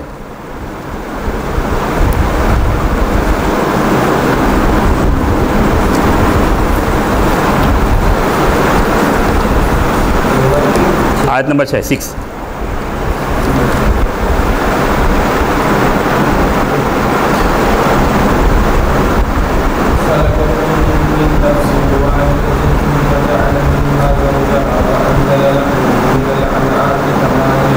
بس ثمانیۃ ازواج، یہاں پر رک جائیے. وَأَنزَلَ لَكُم مِّنَ الْأَنْعَامِ ثَمَانِيَةَ أَزْوَاجٍ. ثمانیہ کا مطلب 8. تمہارے لیے 8 قسم کے جانور یا 8 قسم کے انعام تمہارے لیے اتارے. یہ 8 ثمانیہ ازواج کا تذکرہ، وہ ثمانیہ ازواج کیا ہیں یا 8 جوڑے کیا ہیں، ان کا تذکرہ اس آیت میں نہیں ہے. سورہ انعام کی نہیں، سورہ زمر کی اس آیت میں نہیں، اس کا تذکرہ سورہ انعام میں. اور شاید آیتوں صورتوں کے نام سے متعلق بتایا تھا آپ لوگوں کو کہ کچھ نہ کچھ ناموں میں کبھی کبھی یکسانیت ہوتی ہے، کچھ مناسبت ہوتی ہے.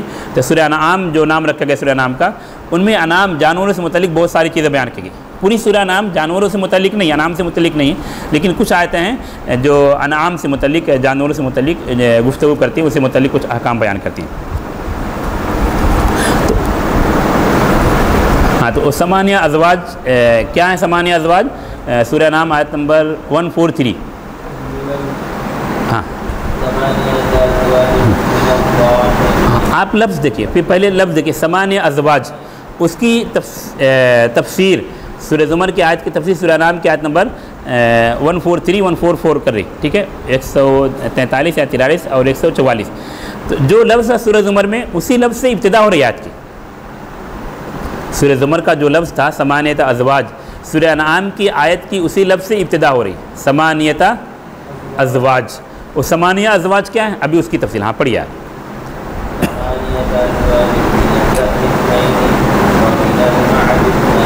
ہاں رک جائے یہاں پر اصل محل شاہد دیکھنا ہے. ابھی اگلی آیت کا ابتدائی الفاظ پڑھیے. بس اتنا ہی ہم کو اصل میں سمجھنا، وہ ثمانیہ ازواج کو سمجھنا ہے. ہاں کسی بھائی کو سمجھ میں آ رہا ہے؟ یعنی دونوں میں سے مذکر اور مؤنث. ہاں کوئی بھائی سمجھائیں اگر سمجھ میں آ رہا ہے تو. ہاں یہ ثمانیہ ازواج کیا ہیں؟ وہ 8 جانور کیا ہیں؟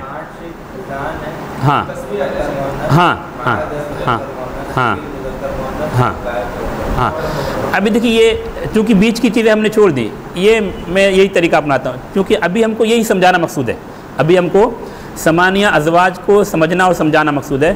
تو ثمانیہ ازواج جس کا تذکرہ سورہ زمر میں تھا، اس کی تفصیل یا اس کی تفسیر کہاں پر؟ سورہ انعام کی آیت میں، کیونکہ سورہ انعام میں بہت ساری چیزیں انعام اور جانوروں سے متعلق بیان کی گئی ہیں. تو ثمانیہ ازواج من الزان اثنین، زان کیا کہیں گے اس کو؟ میڈھا یا دمبا ہے نا. ہاں ان میں سے مذکر بھی اور مؤنث بھی. من الماز، ماز یعنی بکری، یہی نا، ماز بکرا بکری، صحیح تعبیر. اثنین یعنی مذکر مؤنث. اس کے بعد من الابل، اونٹ کے 2 یعنی کیا کہیں گے؟ اونٹ اور اونٹنی. اور بکر یعنی گائے اور بیل. تو یہ 8 قسم کے جانور ہوئے. کون سے؟ ہاں اس کو ایک مرتبہ آسان اردو میں کوئی بھائی بول لے. ہاں بکرا بکری، ہاں اونٹ اونٹنی، گائے بیل، واضح.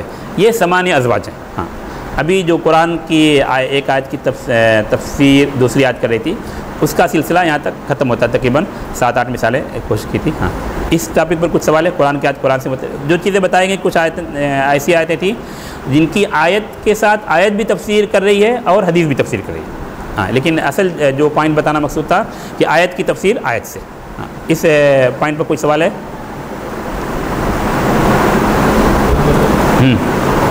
آگے لیتے ہیں یا کچھ وقفہ کرتے ہیں؟ کہتا ہے ابھی سنت سے کنٹینیو کریں. چلیے الحمدللہ. یہ ایک فصل یا ایک ٹاپک ہوئی کہ قرآن کی ایک آیت کی تفسیر دوسری آیت کر رہی تھی. ابھی قرآن کی ایک آیت کی تفسیر دوسری آیت نہیں بلکہ حدیث کرے گی. حدیث یعنی کلام رسول صلی اللہ علیہ وسلم. اور ہمارا یہ عقیدہ کہ قرآن اور حدیث دونوں الگ الگ نہیں، اس نائے سے دونوں منزل من اللہ ہیں. بلکہ ہم جس طرح عقیدہ رکھتے ہیں کہ قرآن محفوظ ہے، اس طرح حدیث بھی محفوظ ہے. حدیث بھی محفوظ ہے. حدیث میں بھی کوئی تبدیلی نہیں کر سکتا. ہاں یہ کچھ چیزیں اس میں جیسے روایت بالمعنی جائز ہے، کلام الہی میں نہیں. لیکن حدیث حدیث کلام رسول ہے، اور رسول خاص طور پر شرعی مسائل میں، دینی مسائل میں اپنی جانب سے گفتگو نہیں کرتے۔ سورہ نجم کی ابتدا جو وَمَا يَنطِقُ عَنِ الْهَوَىٰ إِنْ هُوَ إِلَّا وَحْيٌ یوحیٰ، آپ وحی الہی کے پابند ہیں۔ تو قرآن اور حدیث احکام سے لینے کے اعتبار سے کوئی فرق نہیں، جس طرح قرآن سے ہم احکام لیتے ہیں اسی طرح حدیث سے بھی لیتے ہیں۔ ہاں کیا کہہ سکتے ہیں اس کو، نمبرنگ کے اعتبار سے یا گنتی کے اعتبار سے یا کاؤنٹنگ کے اعتبار سے قرآن اور حدیث ایسا، ورنہ احکام لینے کے اعتبار سے کوئی فرق نہیں دونوں میں، قرآن اور حدیث میں ہمارے اس میں کوئی فرق نہیں۔ تو قرآن کی کچھ آیتیں جن کی تفسیر دوسری آیت کرتی ہے، کچھ آیتیں جن کی تفسیر آیت نہیں حدیث کرتی ہے، یا کچھ آیتیں بلکہ ایسی کہ آیت بھی کرتی ہے اور حدیث بھی کرتی ہے۔ ہاں آیتیں کچھ ان آیتوں پر۔ سورہ فاتحہ سے شروع کی، تو پہلی آیت جو ہم لیے تھے قرآن کی تفسیر قرآن سے، ان میں کون سی آیت بتائی گئی تھی آپ کو؟ صراط الذین انعمت علیہم۔ ابھی اسی کی ایک آیت لیتے ہیں، اس کے بعد کا جو آیت کا لفظ ہے، یعنی آخری لفظ یا آخری کلمات، وہاں پر اس کلمات کی تفسیر حدیث سے ہوتی ہے، غیر المغضوب علیہم ولا الضالین۔ تھوڑا سا دیر رک کر اگر ہم صرف ایک سورہ فاتحہ کی آخری آیت تفسیر سے متعلق لینا چاہتے ہیں کہ قرآن کی تفسیر قرآن سے، تو صراط الذین انعمت علیہم اس کی تفسیر فاولئک مع الذین انعم اللہ علیہم من النبیین والصدیقین والشہداء والصالحین، آیت کی تفسیر آیت سے، آیت کی تفسیر حدیث سے، تو غیر المغضوب علیہم ولا الضالین، یعنی سورہ فاتحہ کی آیت میں دونوں چیزوں کی مثالیں ہو جا رہی ہیں۔ ہاں آتے ابھی غیر المغضوب علیہم ولا الضالین، جن لوگوں پر اللہ آپ نے انعام کیا ان کے راستے پر چلا، نہ کہ ان لوگوں کے راستے پر جن پر آپ کا غضب ہوا، اور نہ ان لوگوں کے راستے پر جو گمراہ ہو گئے۔ تو مغضوب علیہم کون ہے اور ضالین کون ہے؟ ہاں یہ تو شاید اکثر لوگوں کو پتہ ہوگا۔ ہاں مغضوب علیہم کون ہے؟ یہود، اور ضالین کون ہے؟ ہاں کئی جگہوں پر یہ حدیث سنن میں اور مسند احمد میں بیان کی گئی ہے، سنن میں ترمذی میں حدیث ہے 2953 پر، مسند احمد میں بھی ہے 19380 پر، اور شاید اکثر میں اشارہ کیا ہوں کہ حدیثوں کا جو سب سے بڑا ذخیرہ ہے وہ کون سا ہے؟ مسند احمد، کئی ہزار، شاید مجھے لگتا ہے کہ 20-30 ہزار یا اس سے بھی زیادہ حدیثیں ہوں گی۔ باقی جو کتب ستہ ہے، کتب ستہ میں صحیح بخاری میں سب سے زیادہ حدیثیں 7500 کے آس پاس، تکرار کے ساتھ، بخاری میں تکرار کے ساتھ 7500 کے آس پاس حدیثیں ہیں۔ مسند احمد حدیثوں کا ایک بڑا ذخیرہ ہے، بلکہ اس اعتبار سے بھی آپ دیکھیں فقہاء اربعہ کے اعتبار سے تو جنہوں نے حدیث کی خدمت سب سے زیادہ کی وہ امام احمد رحمۃ اللہ علیہ۔ باقی امام کے یہاں فقہ غالب ہے، کسی کے یہاں اصول فقہ ہے، لیکن امام احمد کے یہاں جو حدیثوں کو جمع کرنے کے التزام رہا، جو حدیثیں جمع کیا، ایک بڑا ذخیرہ جو امت کو دیا مسند احمد کے نام سے، وہ ایک عظیم کام ہے امام احمد کا، اس لیے ان کے نام کے ساتھ ایک اور لقب جوڑا جاتا ہے امام اہل سنہ۔ امام اہل سنہ، سارے ائمہ اہل سنہ کے امام ہیں، لیکن کچھ وجہ ہوتی ہے کسی کے ساتھ کوئی لفظ یا کوئی لقب لگ جانے کی، جو خلق قرآن کا فتنہ تھا اس میں جو ڈٹے رہے پہاڑ کی طرح، ہلے نہیں، ہٹے نہیں، جمے رہے، تو اس پس منظر میں امام احمد رحمۃ اللہ علیہ کو امام اہل سنہ کہا گیا رحمۃ اللہ علیہ۔ ہاں تو مغضوب علیہم کون ہے؟ مغضوب علیہم سے مراد کون ہے؟ یہود۔ ضالین سے مراد کون ہے؟ نصارہ۔ حدیث آپ چیک کر لیں گے، نمبر بتایا آپ کو، ترمذی حدیث نمبر 2953 اور 2954، حدیث کا لفظ ہے الیہود مغضوب علیہم والنصارى ذلال۔ الیہود مغضوب علیہم والنصارى ذلال، ترمذی کی حدیث ہے۔ واضح ہے نا، یا آپ ابھی چیک کر سکتے ہیں؟ ہاں، اور یہ تھوڑا سا میں بہت اسپیڈ سے نمبر وغیرہ عام طور بتانے تاکہ آپ ایک دم علا بینہ رہیں، پروف کے ساتھ رہیں، یا جو لوگ آن لائن میں سن رہے ہیں بعد میں ریکارڈنگ سنیں تو ان کو بھی آپ بولتا ہوں تاکہ آپ اگر آپ کے پاس ہارڈ کاپی حدیث کی تو اس سے، ورنہ جو ایپ الحمدللہ ساری چیزیں اویلیبل ہے، تو آپ خود دیکھیے، قرآن کی آیت میں جا کر دیکھیے، حدیث کو بتائیے۔ ہو سکتا ہے بتانے میں کبھی استاد سے غلطی ہو جائے تو آپ بتائیے کہ استاد آپ نے یہاں مطلب بولنے میں غلطی ہو گئی، یا ہو سکتا ہے کوئی معلومات میرے یہاں غلط ریکارڈ ہو گئی، لکھنے میں غلطی ہو جاتی ہے، آپ 6 لکھ رہے ہیں 6 لکھ رہے ہیں، وہاں 9 ٹائپ ہو جاتا ہے، تو میں بھی اپنی اصلاح کر لوں گا۔ اگر آپ کو برابر حدیث نہیں ملی جو نمبر بتایا گیا تو بتائیے آپ، اس میں ایسا نہیں کہ استاد نے بتایا تو یہی صحیح نہیں، ہو سکتا ہے غلطی کا امکان موجود ہے۔ یہاں پر ایک اہم لطیفہ یہ ہے کہ حدیثوں یا تفسیر میں جو سب سے اہم تفسیر ہے، متقدم اولین تفسیر امام ابن جریر طبری رحمۃ اللہ علیہ کی تفسیر طبری، تو متعدد حدیثیں، بہت ساری حدیثیں یہاں پر اس موضوع سے متعلق جمع کی ہیں کہ مغضوب علیہم یہود ہیں اور ضالین یا ذلال یا گمراہ نصارہ ہیں۔ اچھا، ابھی آپ تھوڑا اگر اس چیز کو دیکھتے ہیں، آپ آیت نمبر سورہ فاتحہ کے آخری دونوں آیتوں کو پڑھیے، تھوڑا آپ غور سے پڑھیے، مفہوم سمجھنے کی کوشش کیجیے کہ کیا چیز بیان کی گئی اہدنا الصراط المستقیم سے۔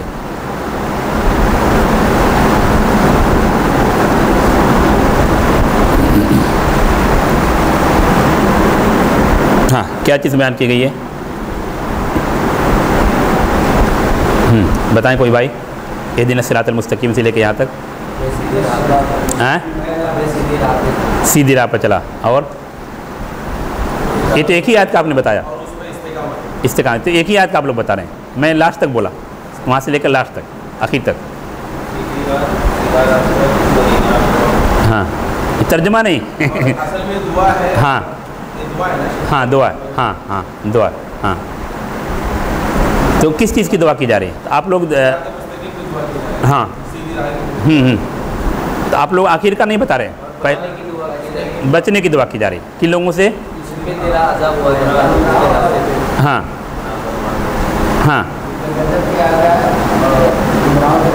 ہاں، گمراہوں کے راستے، تو یہ چیز بتائیں۔ اب اس کو آپ طبقہ کے اعتبار سے آپ تقسیم کر لیجئے یا لوگوں کی قسموں کے اعتبار سے، تو کتنے طرح کے لوگوں کا تذکرہ ہو رہا ہے سورہ فاتحہ کے اخیر کی ان دو آیتوں میں؟ 3 لوگوں کا، یہ اصل چیز پوچھنا مقصود تھا۔ ہاں، وہ 3 لوگ کون ہیں؟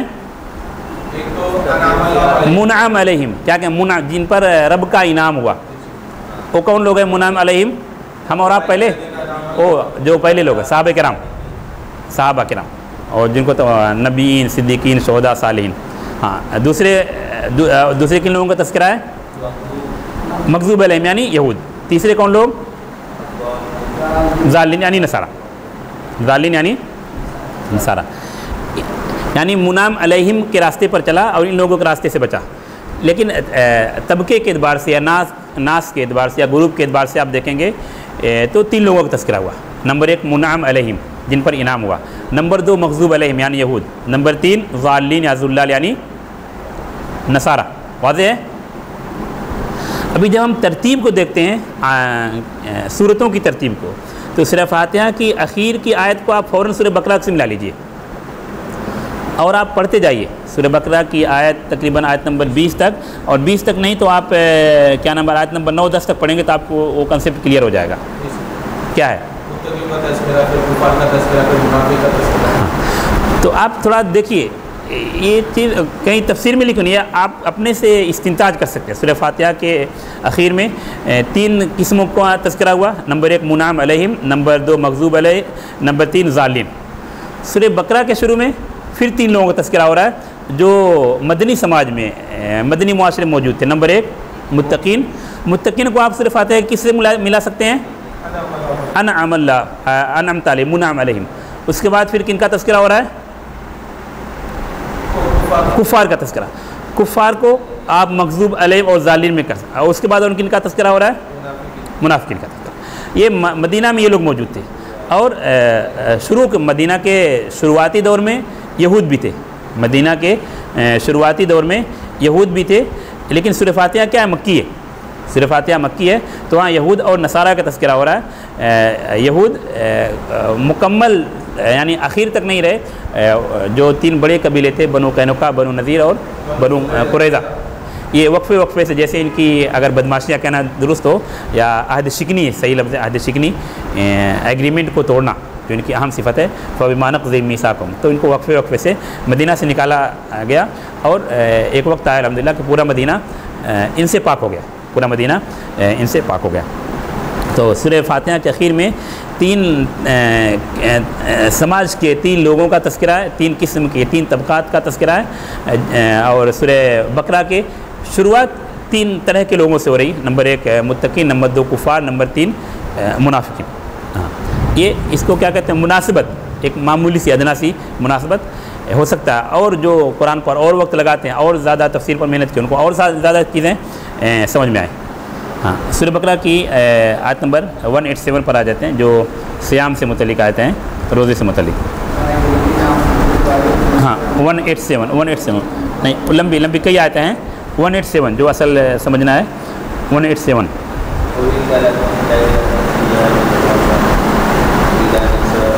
ہاں اس میں جو مان اصل یہ آیت بھی بڑی ہے، مال شاہد جو ہمارا لفظ ہے کلوا واشربوا حتی یتبین لکم الخیط الابیض من الخیط الاسود۔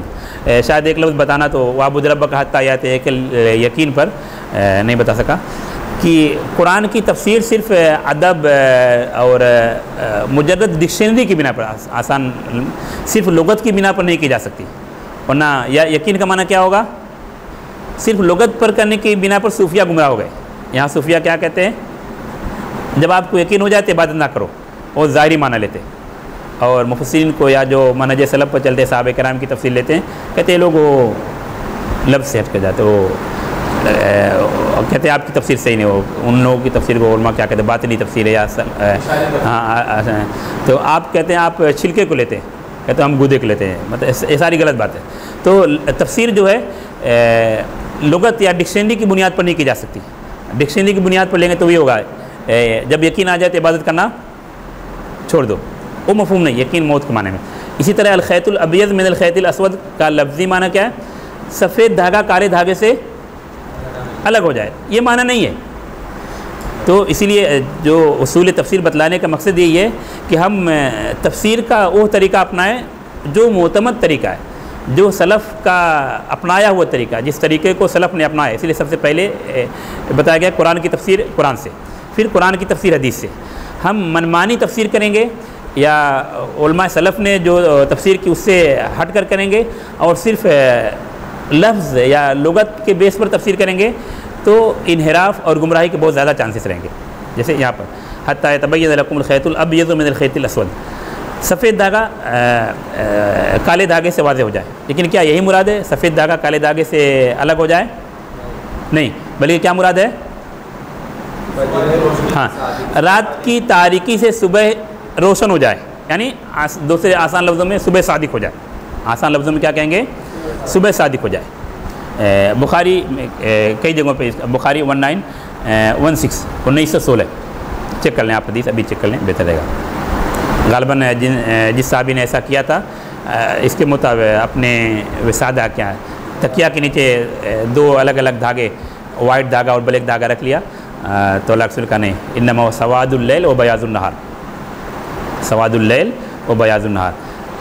ہاں ہاں ہمارے سامنے یہ آیت ہوتی نا شیخ، ہاں ہم چپ چاپ رہتے ہیں، اس کے اوپر کچھ غور و فکر نہیں کرتے، اس پر عمل کرنے کی کوشش نہیں کرتے۔ اصل میں اصول بتلانے کا ہی مقصود ہے، اور آیتوں کو جو انتخاب میں، ورنہ جب ہر آدمی اپنے صرف لغت بیس پر تفسیر کرے گا تو گمراہ ہو جائے گا۔ جیسے دو مثالیں، ایک وعبد ربک حتی یاتی یقل یقین، ہم کو ویسے صحابہ کرام نے کیا سمجھا، ان کے بعد تابعین، مفسرین، جو مفسرین اسی لیے کہتا ہوں کہ تابعین کے بعد سے آج تک انہوں نے اپنی زندگی لگا دی قرآن کو سمجھنے میں، اور سلف نے جو اصول مرتب کیے ان اصولوں کے مطابق قرآن کی تفسیر کرنے میں، اس لیے مفسرین، ورنہ اصل تفسیر وہی جو صحابہ کرام نے سمجھی، اصل تفسیر وہی ہے جو صحابہ کرام نے سمجھی۔ کیوں کہ وہ نبی کے شاگرد تھے، نبی کے تلامذہ تھے، نبی کے تربیت یافتہ تھے، اور وہی میزان اور معیار ہیں۔ فَإِنْ آمَنُوا بِمِثْلِ مَا آمَنْتُمْ، اور سورہ بقرہ کی جو آیتیں بھی گزری، جب منافقین سے کہا جائے وَإِذَا قِيلَ لَهُمْ آمِنُوا كَمَا آمَنَ النَّاسُ، الناس سے مراد صحابہ کرام ہیں، وہ کہتے ہیں ہم صفا کی طرح ایمان لائے، اللہ نے کہا نہیں،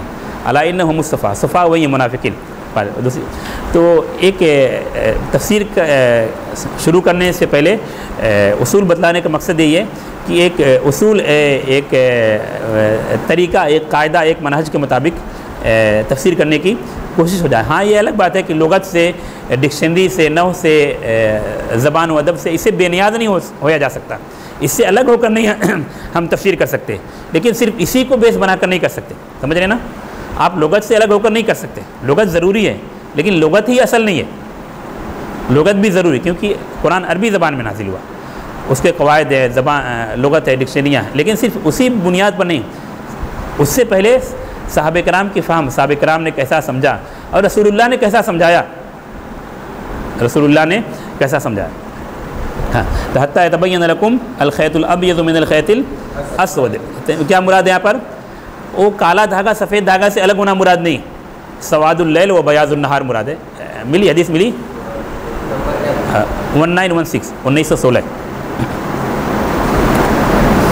آپ نے کہا انما سواد اللیل و بیاض النہار، حدیث کے لفظ ہیں انما ہوا سواد اللیل و بیاض النہار۔